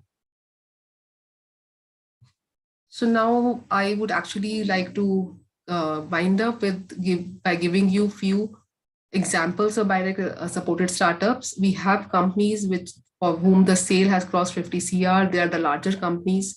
Then in the range of 1 to 10 CRs, we have many startups who have reached the scale. So I would actually advise you all, there is a website called biotech-solutions.com, which was yesterday, I think Dr. Diwan had also mentioned this link in the chat box. So I'm not sure if all of you have got a chance to look at it, but do go through it, wherein more than 150 innovations have been captured, and the details of those innovations are available. The areas, what all these innovators provide, what all these innovators offer, and the sectors in which they work, whether it's agri-tech or it's first-in-class discoveries, So it's very wide. The support that has been provided by BIRAC is very wide, and there are startups in all sectors. So you will be able to, if you're looking out for a startup in your domain or something that you really need to have as your role model, I'm sure you'll be able to find one. So this is the website, Biotech Showcase Portal, wherein we feature more than 150 technologies and products. I recommend you all to go through this. Then there are some of the case studies from the BIRAC supported startups. I'll pick up one from each sector. This is just to inspire you that, like yesterday, ma'am said that we had students who came from, as in from right from the college. We supported them under Able Best program, and today they have raised funding, more than 100 CR they have raised. So there are such startups who started their journey at a very early stage, just at the stage where you are today. So you find yourself lucky enough, you're fortunate enough to have already entered into the ecosystem and to have getting a benefit from a program, such an enriched program that Professor Gupta had developed, and the team who's supporting you with so many esteemed experts and the talks that have been arranged for you. So there is no, what we really want to tell you is that there is no bar on any age or any particular stage at which you can come up with an innovation. It's not just the young minds can come up. It's not just the experienced people can come up with ideas. There is no bar to it. There is no limit to that, to imagination. So if you look at these fellows, they were young fellows from under the Stanford India Biodesign program, and they have set up their companies and their products are in market. We have young scientists who left their jobs, like a doctor who left his job to become an entrepreneur. We have yesterday, the example which Dr. Surup was mentioning was from Pandora, Arun and Tohin. Then we have leaders from the corporate world. As I just said, there is no set rule or formula for who can become an entrepreneur. We have leaders who have left their jobs from GE, from Mahindra, and they have come and developed innovations which are today in the market. Then there are social entrepreneurs. There are people who were inspired by the problems within either in their family or in their locality, and they took a pledge to solve that problem. So these are some of the examples. On the top, there is an innovator, Pawan Mehrotra, who was a cancer biologist, and he was moved by the problem of breast cancer survivors. So he has developed an affordable breast prosthesis for these survivors. Even during the COVID days also, he has come up with a lot of innovative products. Then we have Dr. Vishal Rao, who's an oncosurgeon. So it's a very important innovation that he has brought in. He has developed a voice prosthesis, which is called as OM. So it's a $1 device which can be inserted very easily in the throat, and it can restore the voice of a throat cancer survivor. So even taking the entire cost of surgery and everything, it ranges from somewhere to 2,000 to 3,000, which is very affordable for people within the Indian setting. So you could actually look out for such innovations on the BIRAC website and take up as an assignment. So this is the last slide wherein I would leave you with this thought that for the next 5 years, plan reaching by 2025, what we are hoping to reach by 2025 in the next 3 years, where we plan to be. So we are aiming to have 125 bio incubators. The fold of jump the leap that we are looking forward to is 2x, 4x, 60x. So just be sure that you're in the right sector. The biotechnology is a sunrise sector and is set to rise exponentially over the next 5 to 10 years. And the government policies, the Make in India policy, they are very favorable. The regulators, even the policies now are very favorable for you to take your innovation to the market. So to end my talk, I would just say, be the change yourself that you want to see in the world. So if you yourself identify one problem, each one of you could actually be that element, be that change who could actually impact the entire nation. So each one of you, if you identify the problem, if you in your vicinity, because just a second. I'm sure because you all belong to different cities, there must be different issues, there must be different problems in that particular area.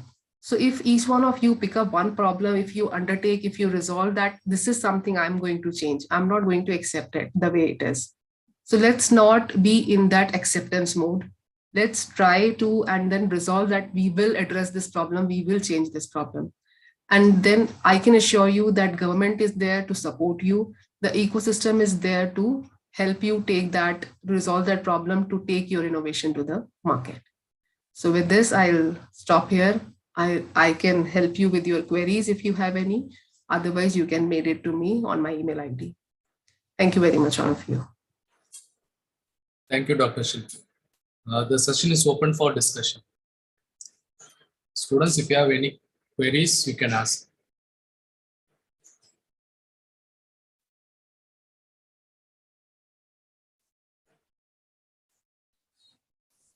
So Dr. Amar, what we can do is let them, you can actually share the slide deck with them. Okay. It to you, I'll share it with you, and then the students can go through these slides again and absorb things, browse through the BIIS website and come up with their questions. So there you can actually ask them. Excuse me, ma'am. Yes, please. Ma'am, there is one question, ma'am, like we will find a problem and then we will solve the problem.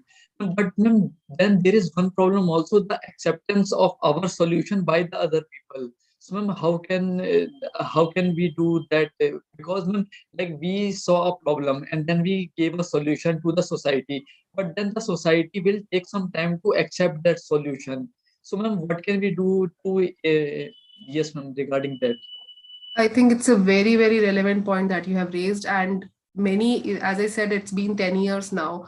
So what really happened in the early 4 to 5 years of our existence also, and our experience also, this is a very important point that we need to discuss. So what really happens is that many a times we try to solve something from our mind, from our point of view, from our mindset, that I look at a problem, I feel that this is the right solution for this.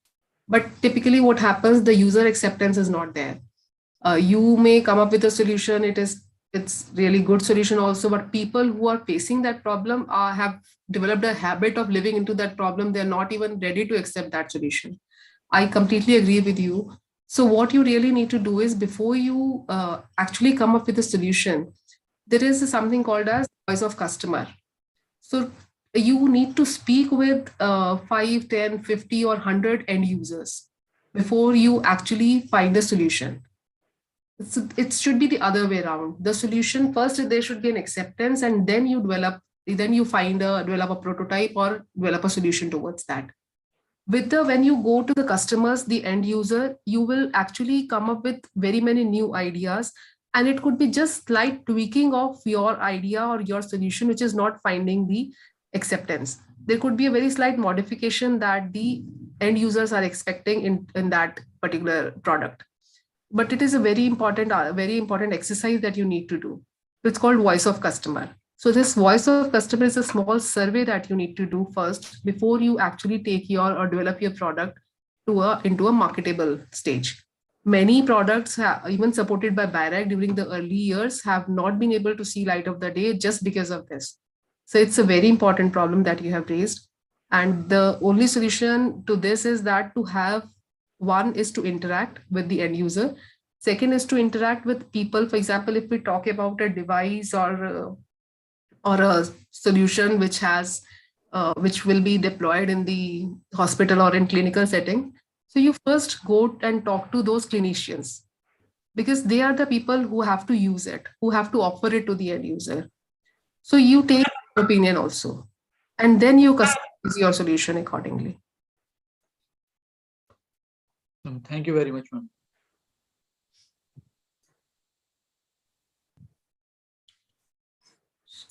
Thank you very much, all of you, for your patient listening. I'll advise all of you to browse more about the BIIS schemes and programs. And if you have any query, any suggestion, any help you require from us, do write to us. And you could also, Amar, you could have another session if you have a list of queries from these students. Towards the end of this program, you can arrange another session also. Sure, Doctor. We'll Thank you too. Thank you so much for joining us. My pleasure. Thank you so much.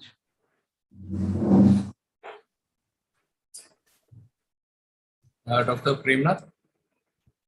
Good morning, Doctor.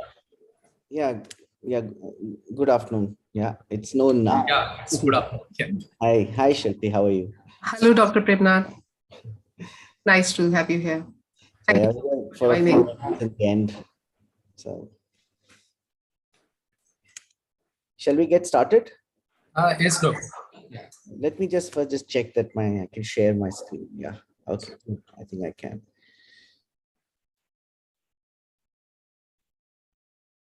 So, Dr. Premnath, would it be okay if I leave? Yes, please. Yeah, I think you've heard me before many times. Okay. See you then. Yeah, we'll talk again separately some other time. Bye-bye. Bye-bye. Bye-bye, everyone. Students, we will continue with our third session for the day.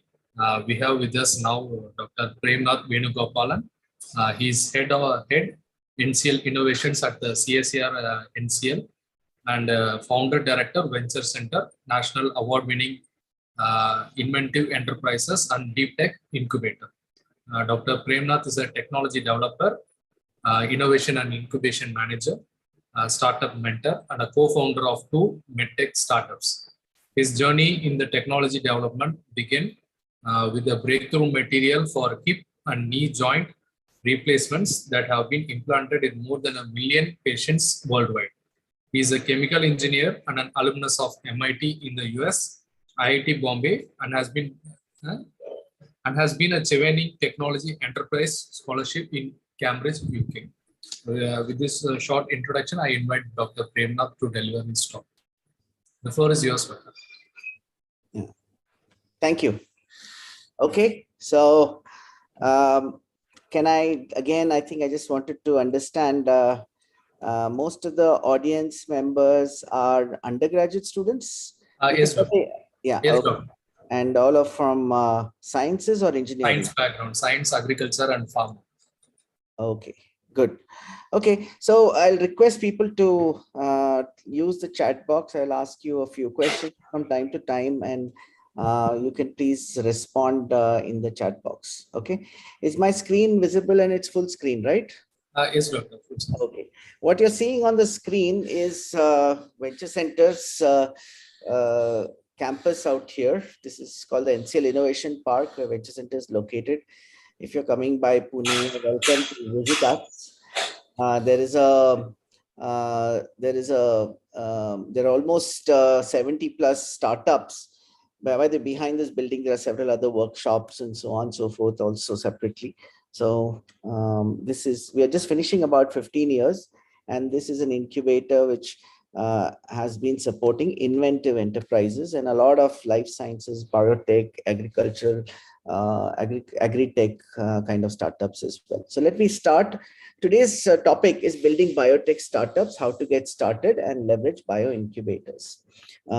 These bio-incubators are called as BIIS by BIRAC.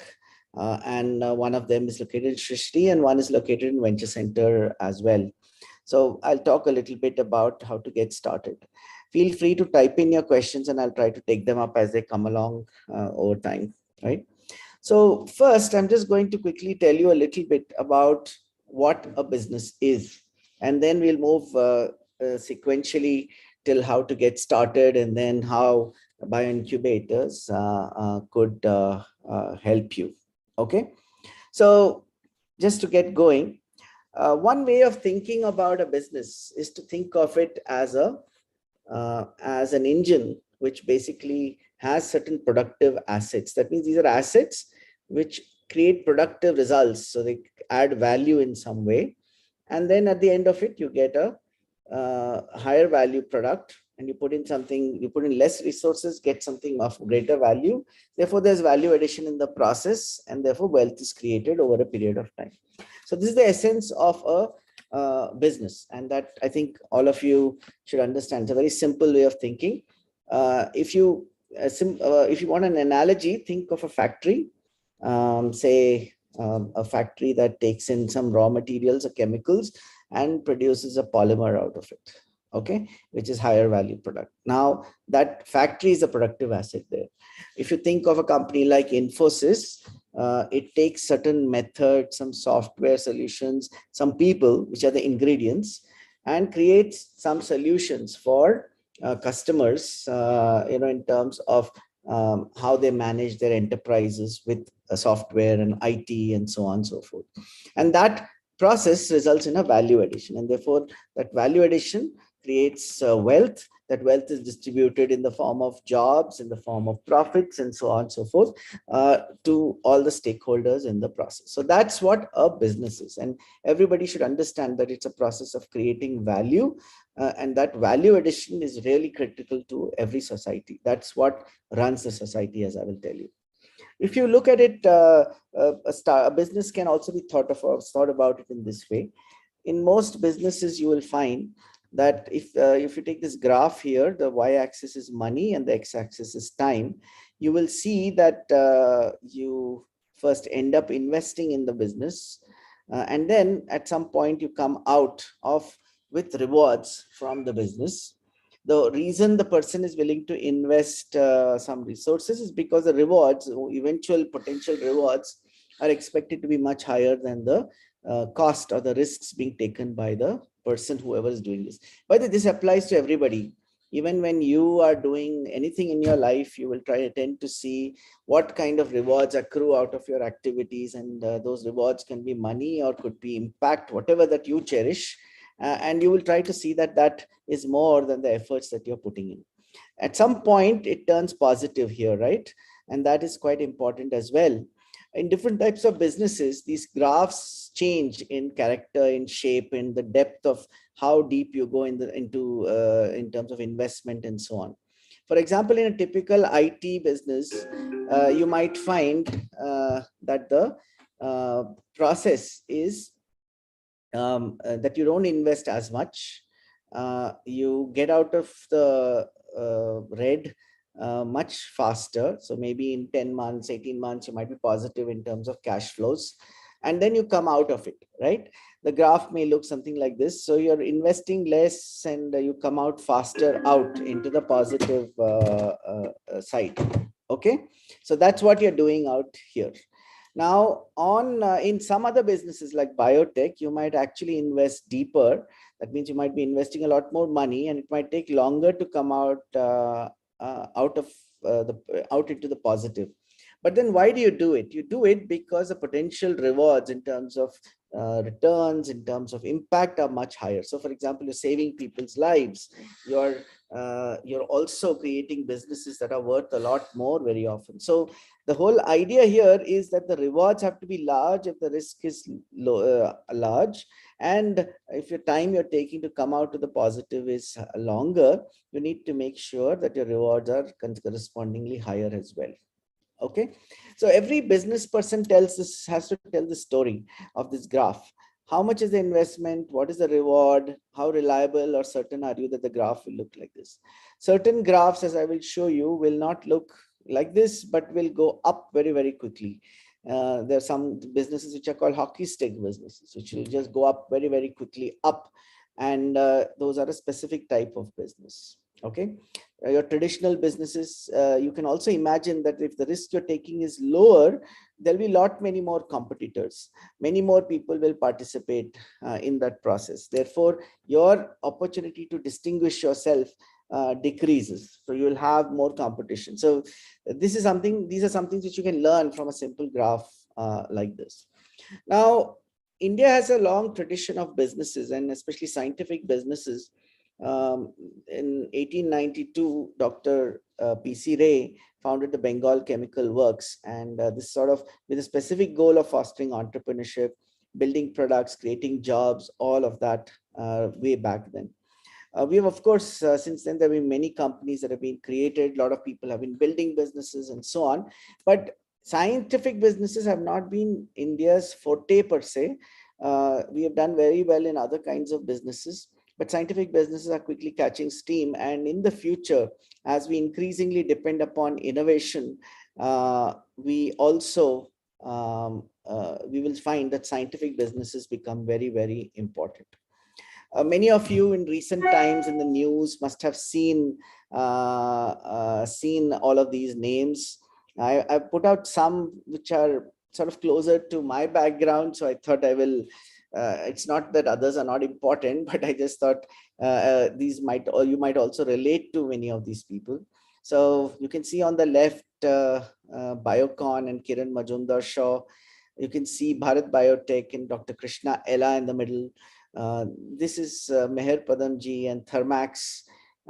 Dr. Reddy's, by the way, was founded by Dr. Anji Reddy, who actually did his PhD at NCL, where I work. And today is one of the largest generics pharma businesses in the world. This is Adar Poonawalla and the Poonawalla Group and Serum Institute, which is the largest biotech company in India out of Pune. This is Mr. Pramod Chaudhary, who is the founder of Praj, and which is the largest industrial biotech company in India. And then, of course, there are many others like this gentleman here, Dr. Keki Gharda, who went on to found Garda Chemicals. And in fact, a lot of his work is pioneering. In fact, he could stand up to a lot of multinationals in business and definitely show that we are up to it in India in terms of building world-class products, right? So these are examples of scientific businesses. This again, right now, because it's COVID times, you're all familiar with the story here. Many of you have heard about Bharat Biotech and their coaxin, which is used for COVID-19, is an example of a scientist turned entrepreneur who built a business around science-based ideas. Of course, it's not an easy journey. It was hard for him, but nonetheless, it's today a world-class business, and we are all proud of what they have done during COVID. There's also a class of business called social enterprise, and I want to spend a couple of minutes on this. This is also very interesting to many of us. Social enterprises also follow the same graph, which is the y-axis is the first y-axis you have to look at in social enterprises is always money, and the right x-axis is time.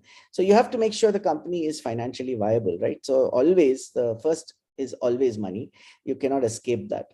But in social enterprises, there is a second y-axis, and that second y-axis might have to do with impact, right? An impact in terms of lives saved, jobs created, affordable products created, environmental impact, and so on and so forth, right? So you can have multiple types of impact out here that you could be having in social enterprises, wherein a good role model for us in Venture Center, we always look at Amul as a model for this.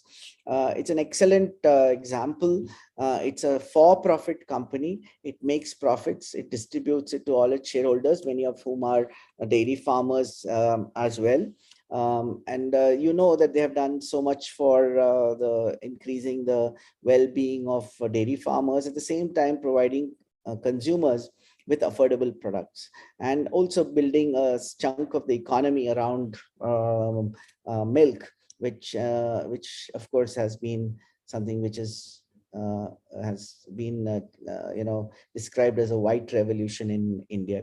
So Dr. Varghese Kurian was a key person in this whole picture. And if some of you want to read his autobiography, this is the book, I Too Had a Dream. Please do read it. It's worth reading, to note it down and go and read about it as well. Here is another example. This is from one of the Venture Center startups. This company is called Nobel Exchange. What the picture that you see on your screen is a 300 tons per day plant in the outskirts of Pune. So Pune is there in the distance somewhere.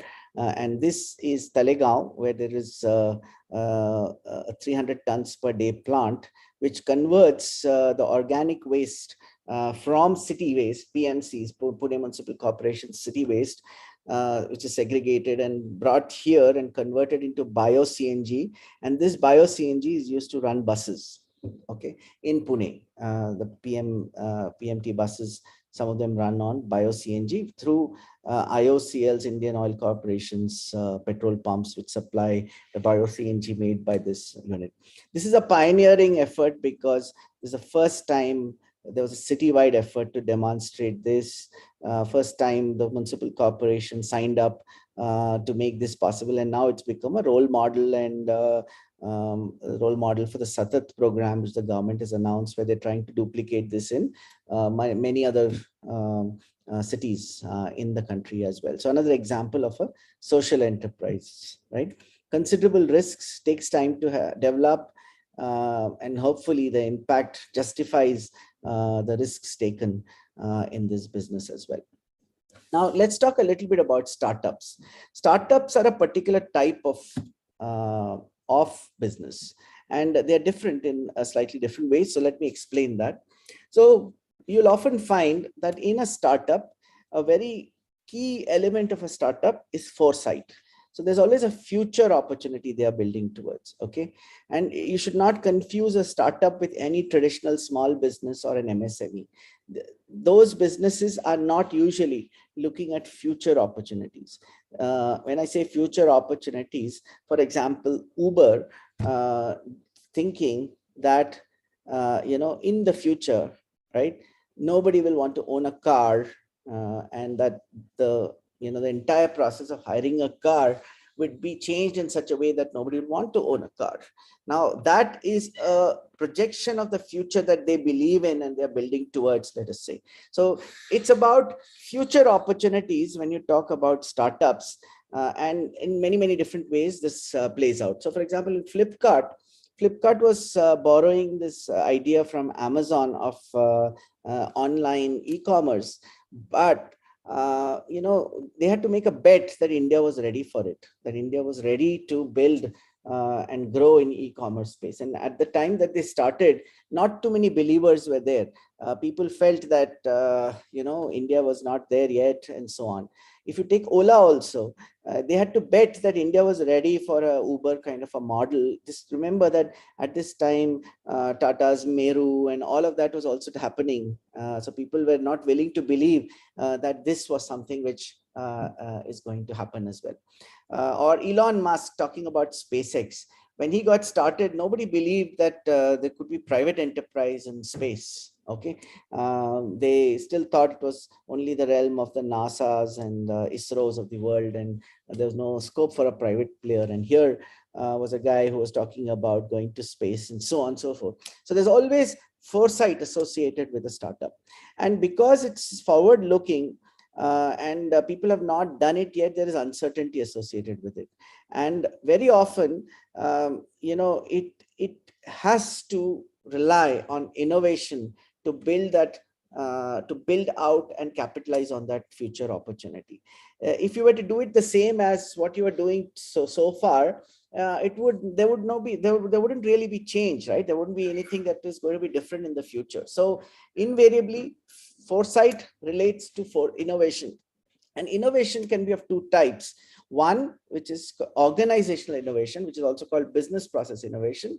And another is technical innovation or inventions that you talk about very often, right? So these are two different things that are very important to every startup.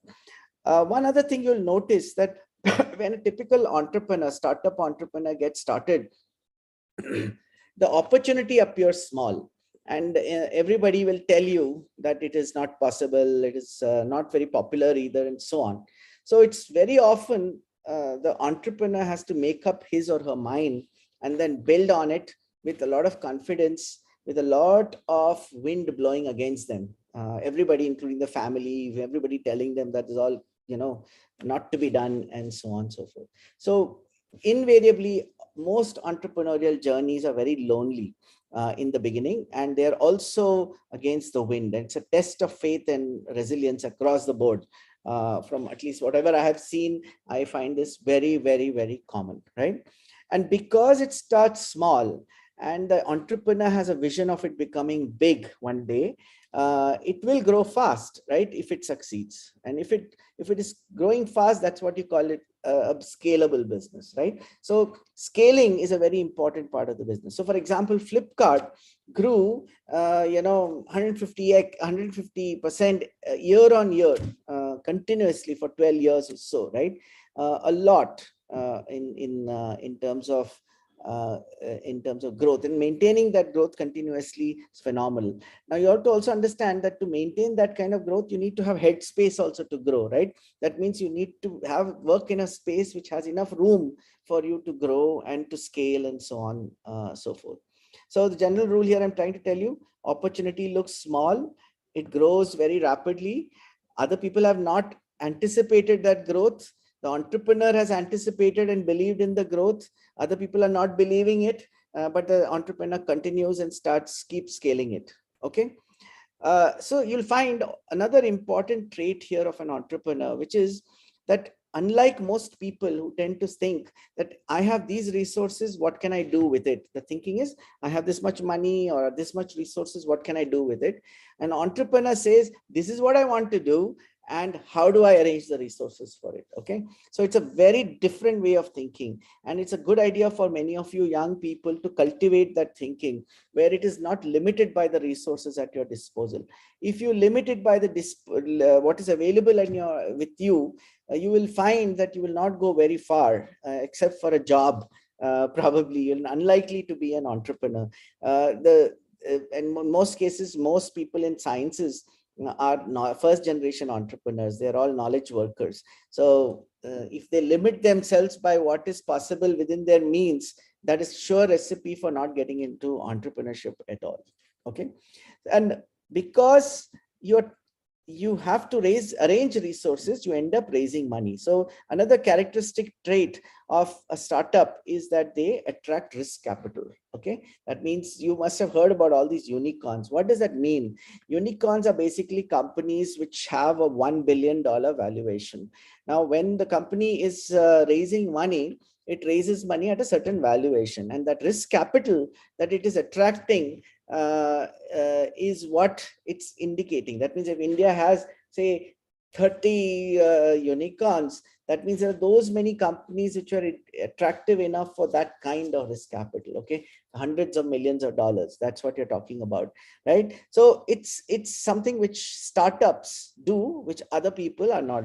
So you'll notice very quickly that traditional small businesses and all don't fit in here, right? They're not interesting to risk capital. They are not likely to scale very fast. They're not looking at future opportunities. They're looking at today's opportunities. So don't confuse small businesses, all small businesses with startups. Startups will have to grow invariably fast at looking at a future opportunity. Somebody had asked a question about a hockey stick growth, right? So here it is. Tushar, I think you had put down a question about hockey stick growth. So typically what I'm trying to show here is how growth happens, right? You'll find that there's a period where the growth is very, very slow, and then there's a sudden inflection point. Now, if you want to capitalize on this inflection, first of all, in most of these businesses, you will find that you wouldn't know when that inflection point is happening. So there's uncertainty associated with it, right? So for example, we have a company startup in Venture Center, which is called Battery Pool. Its brand is called Battery Pool. And it basically is in the battery swapping business for two-wheelers and three-wheelers, right? When they got started, everybody was skeptical about when the EV business would take off like this. Okay, nobody thought that it will happen within the next foreseeable few years. But that person persisted, and surprisingly, even just within 2 years, it happened. And right now he is growing very rapidly. So he has caught on the bus. Now, if he had not started at all, and if he had listened to everybody else on how it will not happen in the near future, he would not have been ready when this inflection point happened. Okay, so it's very important to understand that startups, first of all, accept this risk and they manage this risk, and they are looking forward to this inflection point which will happen. But this sudden growth has to happen at some point, and that's what one is waiting for. Other examples, Ather, which makes scooters, for example, electric vehicle scooters, right? When they got started as students in IIT Madras, that time their only believer was their professor. Okay, and in fact, the professor even supported them with money. And we didn't know when the EV boom is going to happen, right? It was many, many years back now. So that shows, I mean, this is a typical story of a startup. So traditional businesses look very nice. The red graph here is traditional businesses, startups are green. You will see that the startups will be looked down upon for a fairly long period of time. You're very tempted to get into traditional business mode where, you know, you can start becoming profitable sooner and so on and so forth, but your growth will not happen. Okay. And that is the cost of going in for a traditional business as opposed to a startup. Both are fine. You can do it. It depends upon you. So now another corollary to this is this fast growing domains. This kind of hockey stick growth works better in domains where technology is changing very, very rapidly. If it was a slow moving area, traditional businesses work fine. But in a fast moving area, you need to look at it as a startup and not as a traditional business very often. So today, EVs is one of those domains, right? You can see how what happened to diagnostics and vaccines during COVID, right? Nobody knew that COVID was going to happen, and when it happened, these companies were ready. So I'll tell you about the mRNA story as well. So here are some examples of such biotech, a few biotech startups with deep science, deep tech kind of startups. And here I just want to tell you that of course, I'm talking about deep tech. I talked about startups. Here it is based on science, right? So here you will find that the foresight I was talking to you about comes from scientific insights, that you've understood the science behind it. You've seen an opportunity well ahead of others. So an example of this would be, for example, CRISPR. Today, CRISPR, many of you in bio might be aware, there's a tool called CRISPR, which is used for gene editing and base editing. And now if and the opportunities you will not know or understand if you were going to be following your 30-year-old class notes and not really following the latest developments, right? So it's scientific insights which tell you what's going to happen in the future. It's very clear that CRISPR is going to transform healthcare in terms of gene therapy and also agriculture. And those two are the clearest signatures which is going to happen. We will see how the rest of the things pan out. Okay. And as far as innovation is concerned, we're talking more about technical novelty and not necessarily business process novelty. And in many of these businesses, how funding is raised is very, very different. So for example, in drugs, if you compare IT companies which you hear in the news as unicorns and companies which are in the pharma space who are developing drugs, you will see how different the process of de-risking the technology is, and how the valuation grows as you hit milestones of clinical trials in pharma, rather than how it happens in IT, where it might the valuation might depend upon how many users you signed up or how many customers you brought in, whether you were profitable or not, or whether you were building new technology or not, right? Okay, so a few points here. So I have just to reinforce, technology foresight is very, very important in science-based startups. For that reason, as young students, I would recommend that please don't limit yourself to your class notes and what's taught in your school and college. Okay, look beyond it. If you want to catch the bus in time, you must be aware of what is happening. The picture I show you here is the earliest work happening in connected devices in the early 90s. There were these students at MIT who were and postdocs who were walking around with all these heavy devices on them, piloting what today you see as wearables, you see as connected devices on the network. Now, at that time, it looked crazy. People must have made fun of them also. But, this is how it was. These are actual pictures, and I've seen it myself happening in the 90s. You'll also notice that a place like MIT was a sort of an incubator for crazy people like this, right? And that's another reason why incubators are important. It nurtures people who have some of these crazy ideas or ideas which look abnormal, but will be the future one day, and to nurture it and to incubate it long enough as well. Another crazy looking idea of SpaceX and Elon Musk, I've already talked about it.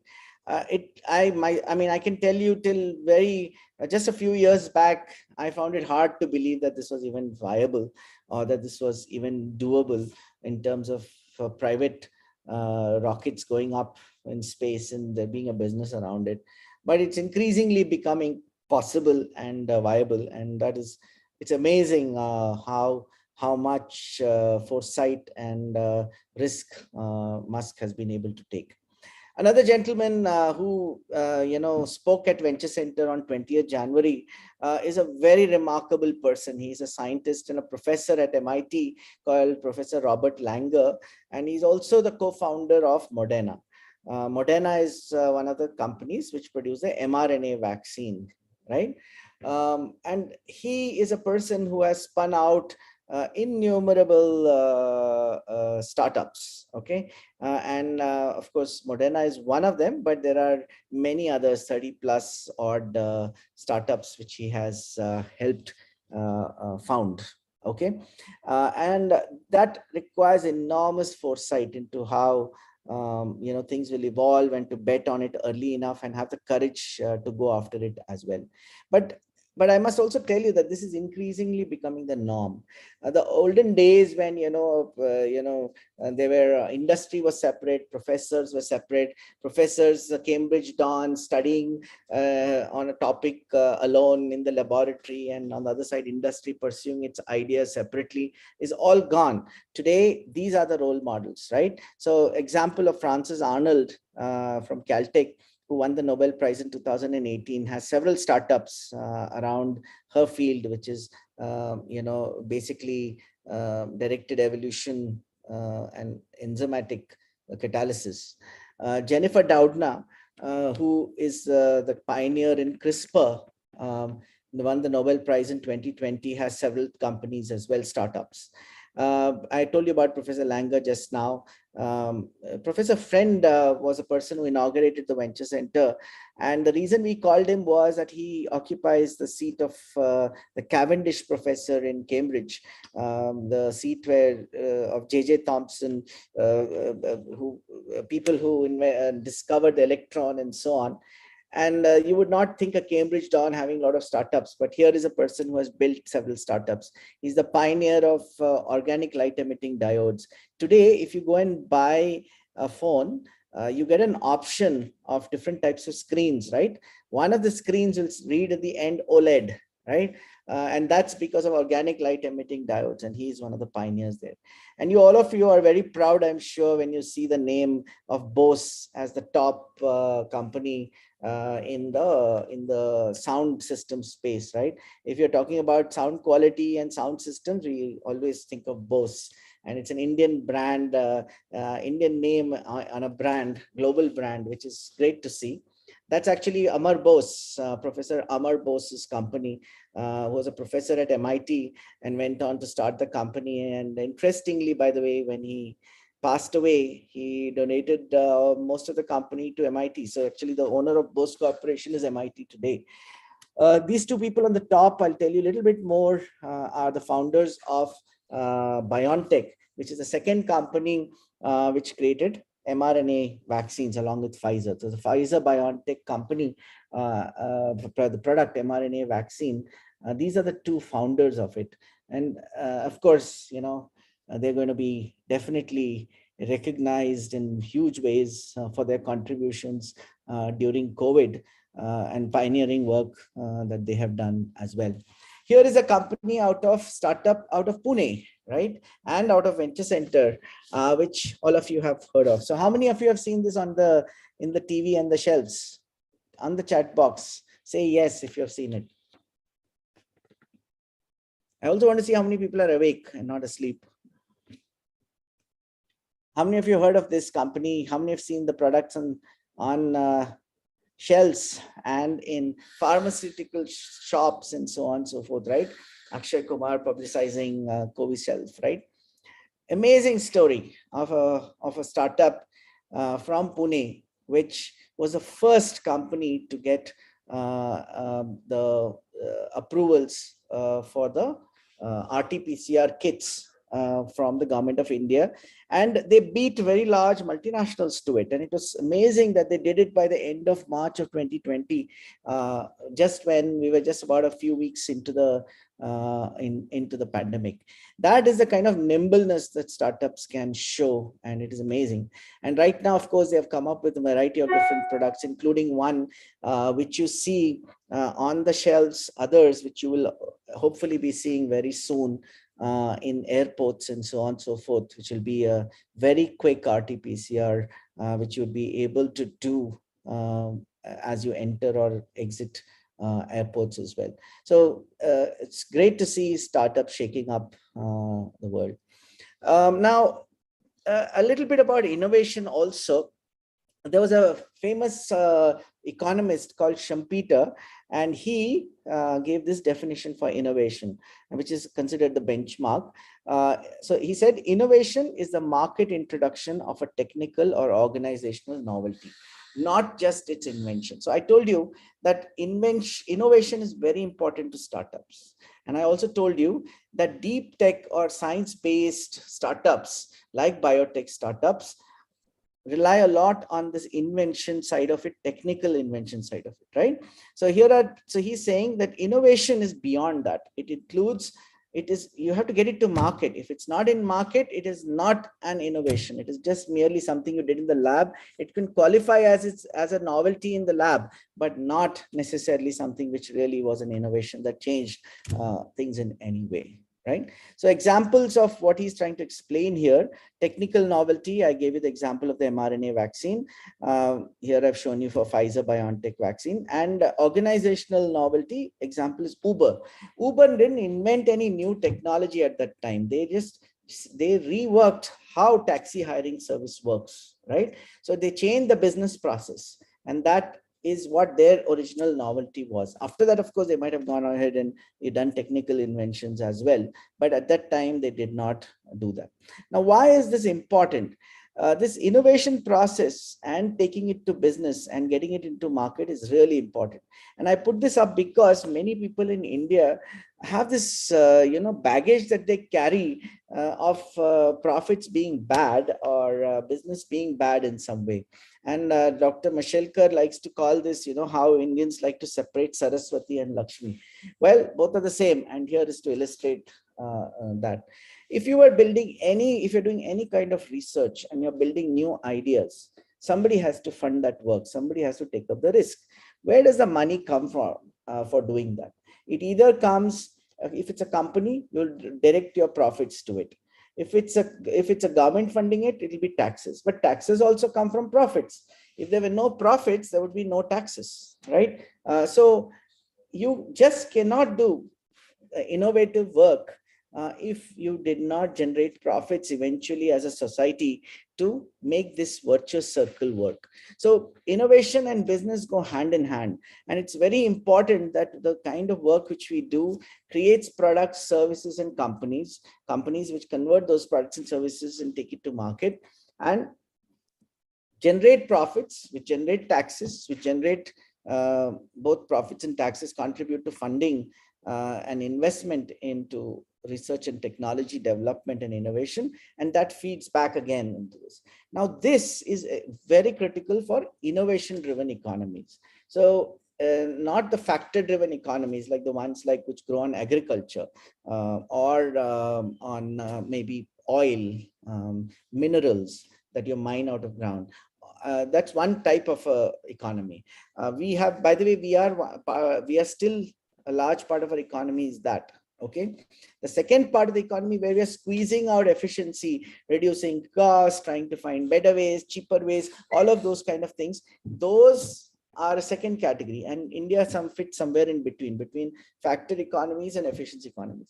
But eventually we'll have to be an innovation-driven economy, okay?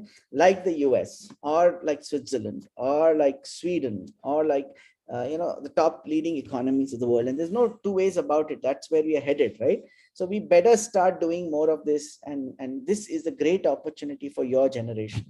And I think as students tomorrow, in the future years, this is going to be the key driver of success. And so many of you should learn the ropes and practice this in your own career as well. And of course, it will bring you great success personally as well. So how to get started is the question. So I'll talk a little bit about that. Now, when you get started with a new startup, there are three important ingredients that we normally see. One is that there has to be a, you'll probably look for know-how, right? How to do it. There's a problem you'll define. You'll find out how to solve that problem. That know-how has to come from somewhere. You might read some resources, so you'll go and raise some money. But the most important part of this whole story is the committed entrepreneur. Now, the committed entrepreneur is a person who is not just somebody who's just curious about it or finds great joy in some creativity. It's not like taking a short dab at it and saying, I enjoyed it for 3 hours. It's not like that. A committed entrepreneur has to be very, very committed to the end point. That means there has to be a product that they're trying to get out. They want to see it succeed in the market, people using it, benefiting from it, so that is the goal over there. Now, if that is the goal, they will also come up, hopefully, with identifying, come up and identify great problems to work on, things which are worth solving, worth developing and creating solutions for. So the most important piece of this puzzle is the committed entrepreneur. So some of you might choose to get into technology development and may choose to become play the role on the left side as a technology provider. Some of you might even become somebody on the right, but you might also rely on other people who are providing resources, working with them. So, for example, venture capital firms have a lot of scientists involved in that because they have to assess the future quite a bit. But some of you might want to be the committed entrepreneur out there, and that is the most important role in this whole equation. No two ways about it. Okay, it's not the scientist, it's not the technology, it is the entrepreneur who is the most important piece of this puzzle. Okay, and it requires a lot of grit, it requires a lot of resilience, it requires a lot of foresight and a lot of commitment and willingness to take up hardships to make that happen. Okay, like I told you, Dr. Krishna Ella of Bharat Biotech, right? Somebody who has been working at it for years to make it happen as well, right? So here are some pointers for you. The first lesson is, if you want to be in this business, you need to be dissatisfied. You need to learn how to be dissatisfied. If you're very happy and satisfied with things around you, you're unlikely to invent, unlikely to be an entrepreneur who wants to change the world, right? So if the necessity is the mother of invention, then dissatisfaction must be its father. That's a quote that is here. This is a very important mindset that I would recommend all of you to think through. So Professor Bob Langer, in an interesting article in Harvard Business Review, where he's called the Edison of medicine, mentioned this, and I picked it up from there. Says, when you're a student, you're judged by how well you answer questions. Somebody else asks you questions, and if you give good answers, you'll get a good grade, right? It's familiar with all of you. But in life, you're judged by how good your questions are. You want students and postdocs to transition from giving good answers to asking good questions. So please keep this in mind. I'm going to ask you to ask questions on the chat box, okay? I want you to get started today itself, because this is such a problem in India, where all our life as students, we are only given problem sets to answer, and we never get an opportunity to pose questions. And by the way, when he means questions, what he's saying is, do we ask that we have to imagine what would be a problem worth solving and ask, can this be done? Okay, that is a different exercise than somebody giving you a question and saying, solve it for me, right? It's very important to pose those questions. So this is a very important lesson for all of you, and this is the right age for you to inculcate that. The other thing to remember is always have a beginner's mind. Okay, you will find many professors and seniors who tend to shoot down ideas. Okay, in fact, interestingly, today morning, one of our startups was presenting, and I was hearing them out, and then there was a senior professor from IIT Delhi who fits this so well, because he just wanted to shoot it down. He said, not needed, not important, and so on. But it's important to have a beginner's mind. So as this quote says, in the beginner's mind, there are many possibilities. In the experts, there are few, right? Even Einstein's quote here, an expert is a person who has few new ideas. A beginner is a person with many. So true. Don't shoot down ideas. Keep working on them till you decide for yourself whether you want to pursue it or not, rather than being very keen on demonstrating your expertise. Okay. Another point I wanted to tell you is the importance of connecting the dots. This is how technology works, by the way, in practice. And this is a simple way I like to think about it. Whenever you develop technology, you'll find that there will be a problem and there'll be a solution. There'll be a need or a customer pain point, and you will start working on the solution, right? You will find that you need to understand the problem well enough, and very often 60% of the work might be just defining the problem. It is not actually the solution part of it. The solution part of it might already exist. It might have been invented, developed 30 years back, 40 years back, whatever it is. It may not be there. If it's not there, you get an opportunity to build the solution out, right? Or you might get to integrate and put the things together. So at the point of conception of a technology idea, a problem and a solution collide, okay? And if there is novelty in either the solution space or the problem space, you will have an invention, okay? If you've come up with new ideas, new ways of looking at it. Now, this collision that you talk about is about connecting the dots. It is about people who know how to look at the space around you and connect the dots. Please remember that people who necessarily keep working on the problem all the time are not necessarily the people who will connect the dots. So for example, if you're studying a disease for 20 years, it doesn't mean that you will work towards finding a solution, okay? You might arrive at a problem definition which says, this disease occurs because of this, okay? But you may not be the one who's necessarily going to find the solution for this disease, right? You might get a Nobel Prize for figuring that out, but you may not be the person who develops the technology idea.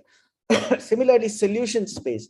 You might be the person who has done a method in chemistry which develops a certain molecule. That molecule might be very intellectually satisfying to you, saying, oh, this has 5 different groups on one molecule, and this is so exciting to do. So you're a great chemist who has demonstrated that you can do chemistry which nobody else can do. So you're like a gymnast who's performing gymnastics which nobody else can do in the world, and that's great, fantastic, okay? But there will be somebody else who might come and say, how do I put it to use? Okay. So the person who connects the dots is very important in the technology development process, and who can look at what's available and put it together. And when it's not available, come up with new ways to do it, is the real inventor out there. Okay. And that is something which one needs to cultivate, and it's not trivial. It is also involves a lot of creativity. So in this 3 pictures that you see here, all the dots are the same in all the 3 pictures. You can see that somebody sees it as just dots, somebody sees it as a bunch of connected dots, and somebody was creative enough to see a cat over there, right, in this picture out here. So this creativity, where it originates from, I don't have an answer. Okay, it might come from your other skill sets, maybe from your skills in music, maybe your skills in arts, maybe your ability to put things together. But this is what one needs to cultivate. And you can clearly see that this is not normally what you're taught in class, in lectures, right? So this is, you'll learn by doing, and that doing aspect is quite important. So in your own careers, please try and see how you can get opportunities to connect these dots in different ways. And don't necessarily think it has to be only in sciences. It can be in any field that you want, and you can extrapolate that learning in creative ways to your own professional disciplines also.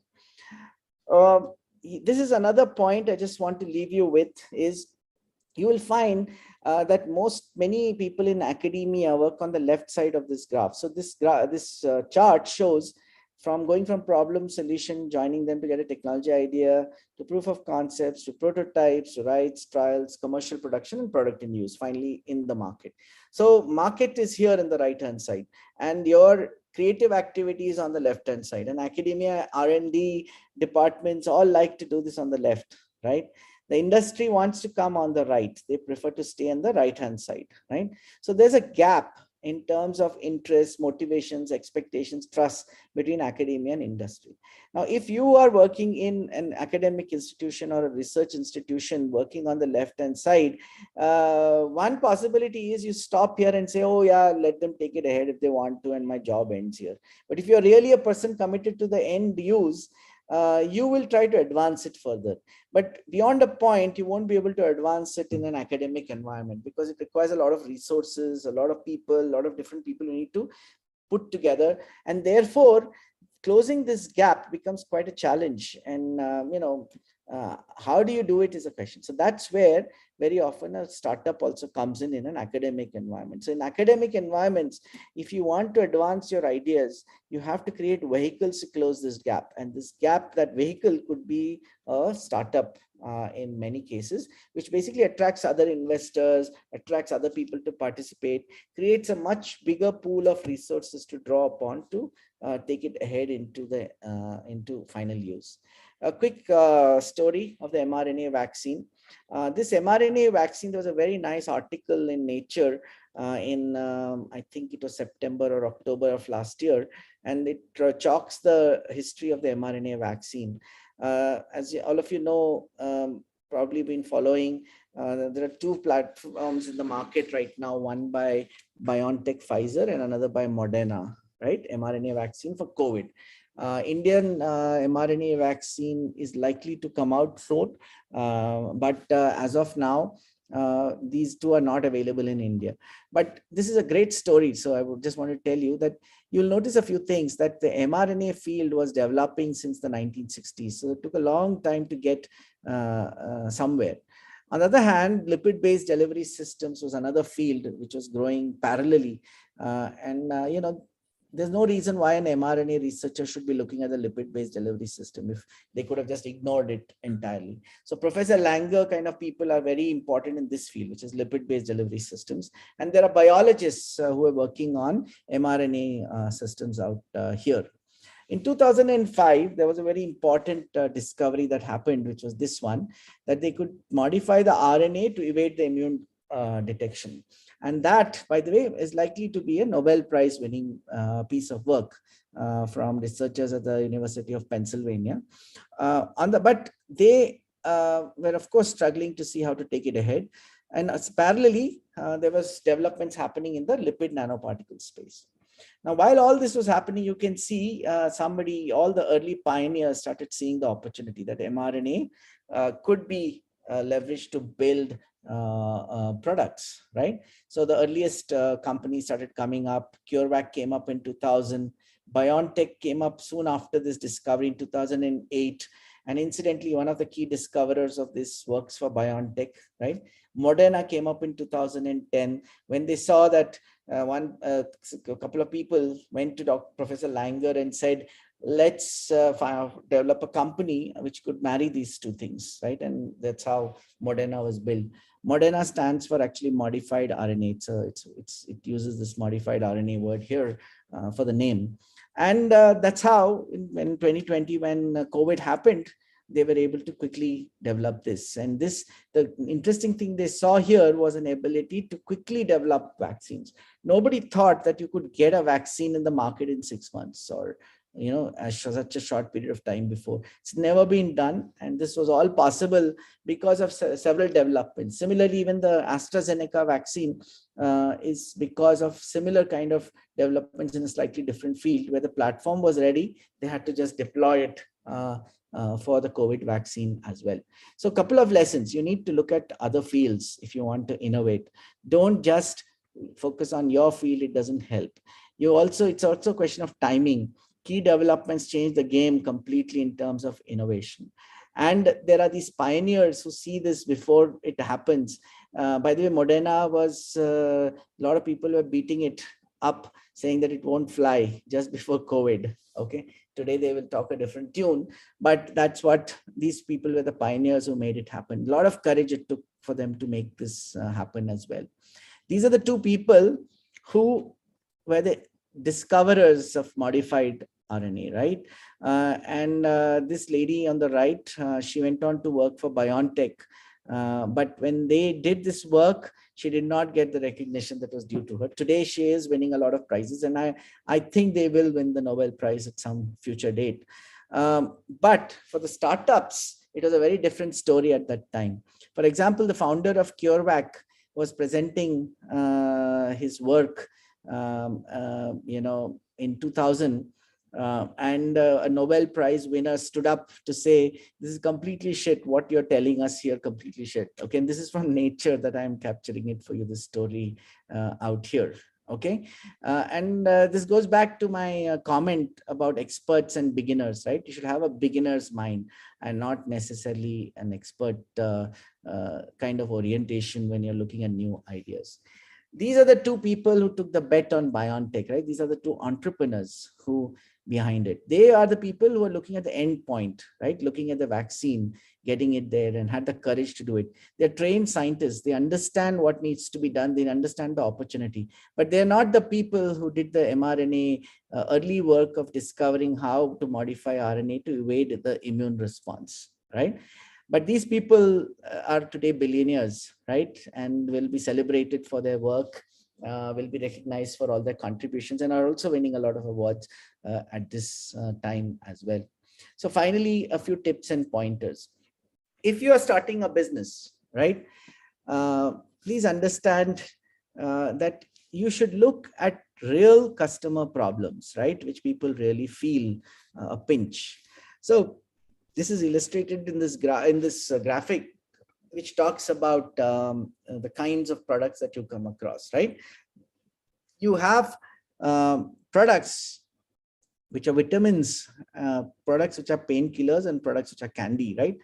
Candy are the ones which attract you. I mean, you cannot resist them, right? You want to go and get them. So some of you, it might be a new dress. For some of you, it might be a new video game. For some of you, it might be getting on Facebook and so on. That's candy for you. Okay. And then vitamins are those which are good for you, but you won't feel a pinch if you don't take it, right? Well, if you do that, what happens typically is that the people delay their buying decision, and therefore your business doesn't fly. They don't necessarily feel a great need to do it. So examples of these are nutrition products, right? You offer a vitamin or a probiotic or whatever. Unless you're having real problems and pains, you will not go and use it. Okay. Or maybe somebody says, oh, this will save the environment, but it's going to cost you double the money. You'll start thinking about it. Maybe you'll say, I'll wait for it. Or if you were to buy an electric vehicle car today, you might say that, look, I should wait and see how it evolves. Maybe it's too early for EVs and so on and so forth, right? Painkillers, on the other hand, are those where you have a headache, you have to have it, right? And those are the kind of things that are easiest to sell very often, because the pain is very, very obvious, and that's the kind of product that people can sell. So businesses which are solving problems which are where the product is of a painkiller nature is always better to build a business around. Okay. Innovation is a team sport, a marathon and not a sprint. Okay. On the left, you see Usain Bolt, very happy about his 100-meter dash and clearly winning it with ease, no doubt. So this is a very individual sport, right? Here on the right, you see a great achievement, which is running a marathon in 2 hours. That is very, very impressive. That's like running at the speed of 400 meters or 800 meters all through the marathon distance. Okay. Now that was only possible because there was a whole team around Kipchoge. Kipchoge is the one in the white shirt in the middle. And there's all these guys who were running along with him. There were 43 world-class athletes who ran with him in different stretches to break the wind so that he could run easily for the and finish the marathon to us. But that doesn't reduce his effort. By the way, it's fantastic to be able to do it in 2 hours. But without these other guys, it wouldn't have been possible. And all of these guys are stars in their own rights. Okay. So this is the typical situation of a startup and innovation programs. The person who is focused at the end point is this person, but you see so many other people who have to come in and join in, and there has to be a mechanism.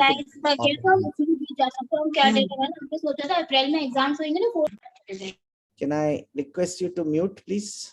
Yeah. Okay. Sorry. Okay. Yeah, sure. So one last point about this is to keep in mind is that the world is turning towards intangible assets. Increasingly, you will find that great businesses in the world are going to be built around intangible assets, and that not tangible assets. Before, it used to be like physical factories, big supplies of raw materials, all of that. So in 1975, these are the big companies: IBM, ExxonMobil, Procter & Gamble, all of this in the S&P 500.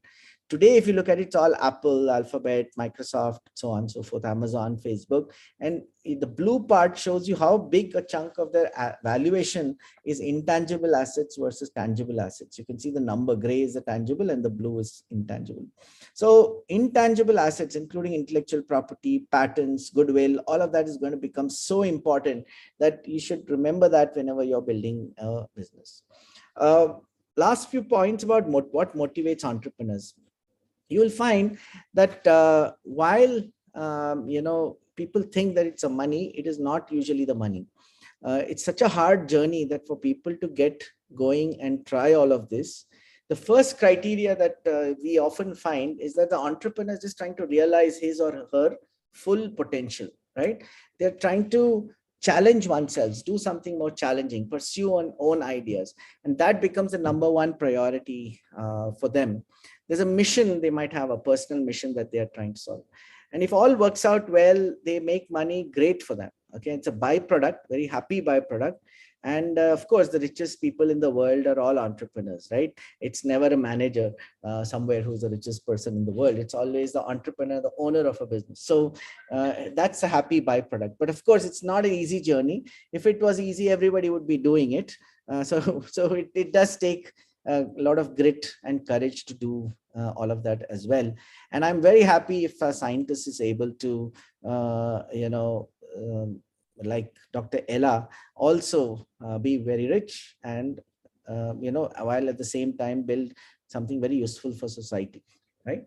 Okay, final parts about how to leverage the bio incubators such as BIRAC BioNest. As I told you, incubators are places which are home to the lonely innovator. You need to have peers around you, learn from them.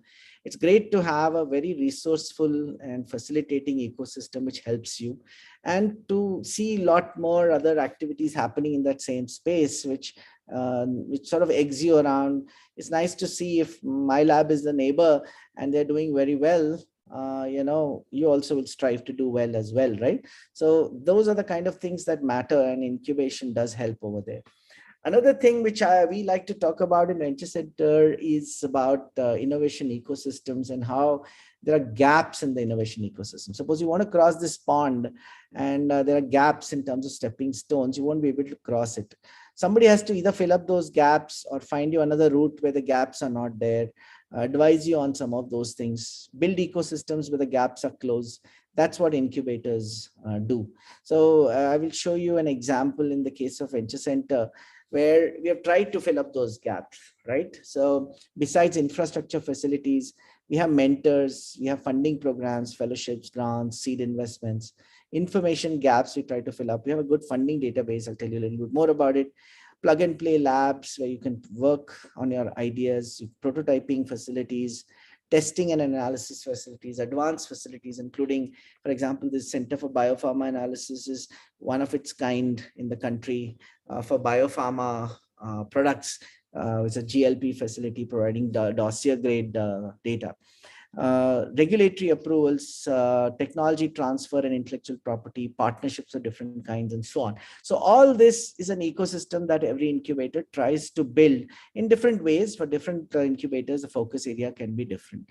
Just to give you a quick glimpse, an incubator might have facilities of this kind, or scientific facilities of this kind, where you can work from. Once you're out of your academic lab, and if you're building a company, you need to have a proper environment and a proper facility to work, and sometimes very advanced facilities. So for example, this medtech clean room that you see here is one of our unique facilities where we can take a medtech product right up to clinical trials samples. That means samples which will go into humans can be built in an ISO certified clean room facility in the venture center without investing in your own clean room at that point, okay, which is a very big deal for medical tech, medtech products, okay. Grants are also a very important piece of this puzzle. You heard from Shilpi just now about grants, and I just want to quickly tell you that this is why grants are important. I showed you this graph before. So if you're going, if you're investing a lot in your company and going quite deep, what happens is that it becomes unattractive compared to another business where you don't have to invest as much. So what the government does or grantors do is that they give you some money to reduce that cost, okay, and therefore make it more attractive to run that business. And that's an important role played by grants. And if you're doing such kind of businesses which the government wants people to take up, where the scope for growth is higher, which is future looking, which will take care of India's requirements in the coming years, then you can aspire to raise money from the government. And today, fortunately, there are many government programs. If some of you are looking for this, this is the website funding.venturecenter.co.in. There are lots of different funding programs. These green ones you see are government funding programs. You will find that a lot of them have come up in the last 15 years from DBT and BIRAC, from DST, and from other departments like DSIR, from charities like Bill and Melinda Gates Foundation and so on, national biopharma missions, and of course there's things like soft loans and so on at a later stage are also available. This is a great asset for first generation entrepreneurs. Before, if you were a first generation entrepreneur, you wouldn't have money to do this early bit of work. So invariably you will have family businesses only, people who could put that money in, and this was not possible. Today, first generation entrepreneurs, people who are trained in the sciences and engineering who want to set up businesses can leverage all of this. And this is a great asset. Starts with fellowships.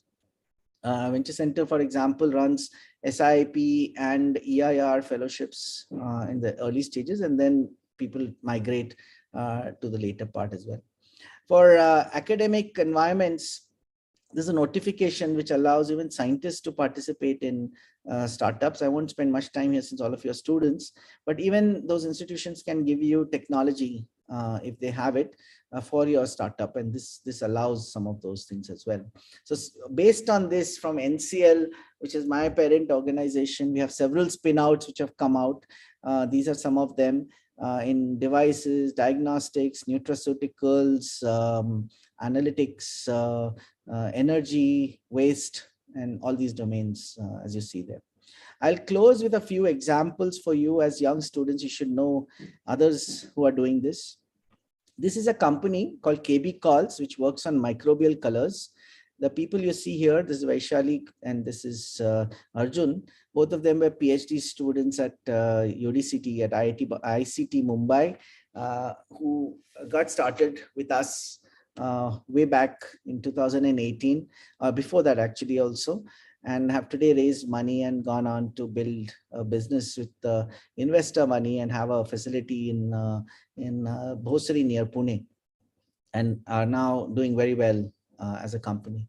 Here is a company founded by this young person from ISER Pune, just finished masters and went on to set up this company. He was always keen on entrepreneurship. You can see he was the founder of the entrepreneurship cell there, along with a scientist from NCL working on these packaging products for fresh food packaging, which is 100% soil compostable. Another example, this lady here you see is Jilma. She had finished a master's from DIAT in Pune and has this very nice device for screening for diseases with using the breath. This team out here is from Manipal, engineers, young engineers who have built this vaccine carrier. They were BIG grantees with Venture Center. Venture Center went on to invest in them. but they're based in Manipal. This product is a vaccine carrier for last mile delivery of vaccines, being currently used in many parts and many states of the country for vaccine delivery of COVID vaccines. This company here, this lady you see here, Dr. Parul Ganju, she's a key founder of this company, which is focused on developing drugs for vitiligo, which is the disease where people have patches on their skin, white patches. And this is a very pioneering piece of work, their own targets, their own drugs. And this would be one of the, we hope, success stories in therapeutics from India. Young engineer, Pad Care is this company out here. They have a way of disposing sanitary napkins without incineration, and they've built a model around it. A lot of companies today use their help for their own office toilets, where sanitary napkins are removed and recycled. They're cleaned up, disposed in a clean way without incineration. This was Gitanjali out here. Gitanjali was probably one of our youngest innovators when she got started from Shastra University in Tamil Nadu. And today, this product that you see here is a way by which she can actually do multispectral imaging of wounds and tell you whether it's a fungus or a bacteria and which one it could be, based on their work. It's very exciting work as well. These are two PhD students who came back from Europe after their PhDs, and have built a company around bioglass, which is used in dental fillings and so on. India's only company which does bioglasses, right? So I think this is another person who is working on bionic limbs. Two other people from the University of Rajasthan who built this company called Module Innovations on diagnostics. Interestingly, one of the very few people who have won the Carbex grants from US for their work. Last a few more. This is Shubham and Himansha, who run this company brand name Crast, which takes stubble waste and agro waste and converts them into furniture and packaging, and in a very innovative way, chemical engineer by training. Battery pool, I told you briefly about this. Ashwin Shankar out here. Ashwin Shankar started off today. They have a very large network of swapping stations now.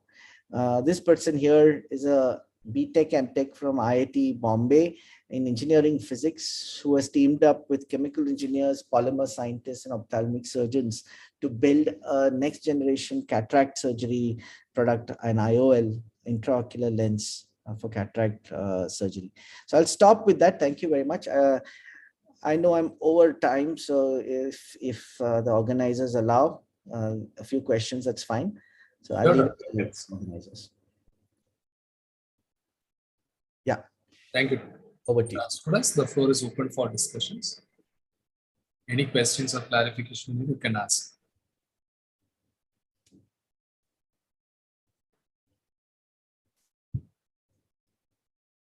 Any questions?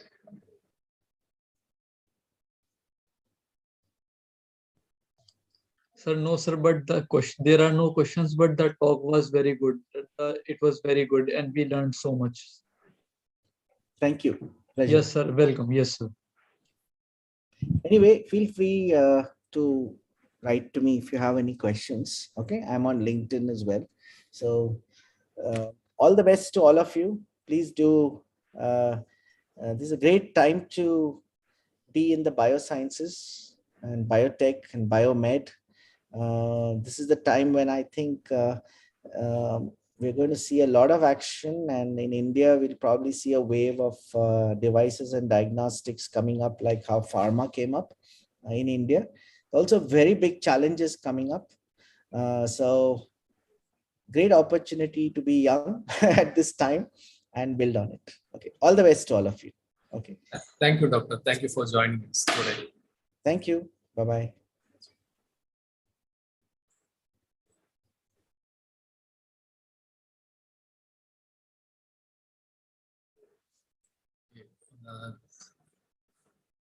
Thank you all students for joining us today. We will wind up today's session and we will come back tomorrow with the new sessions. Thank you so much.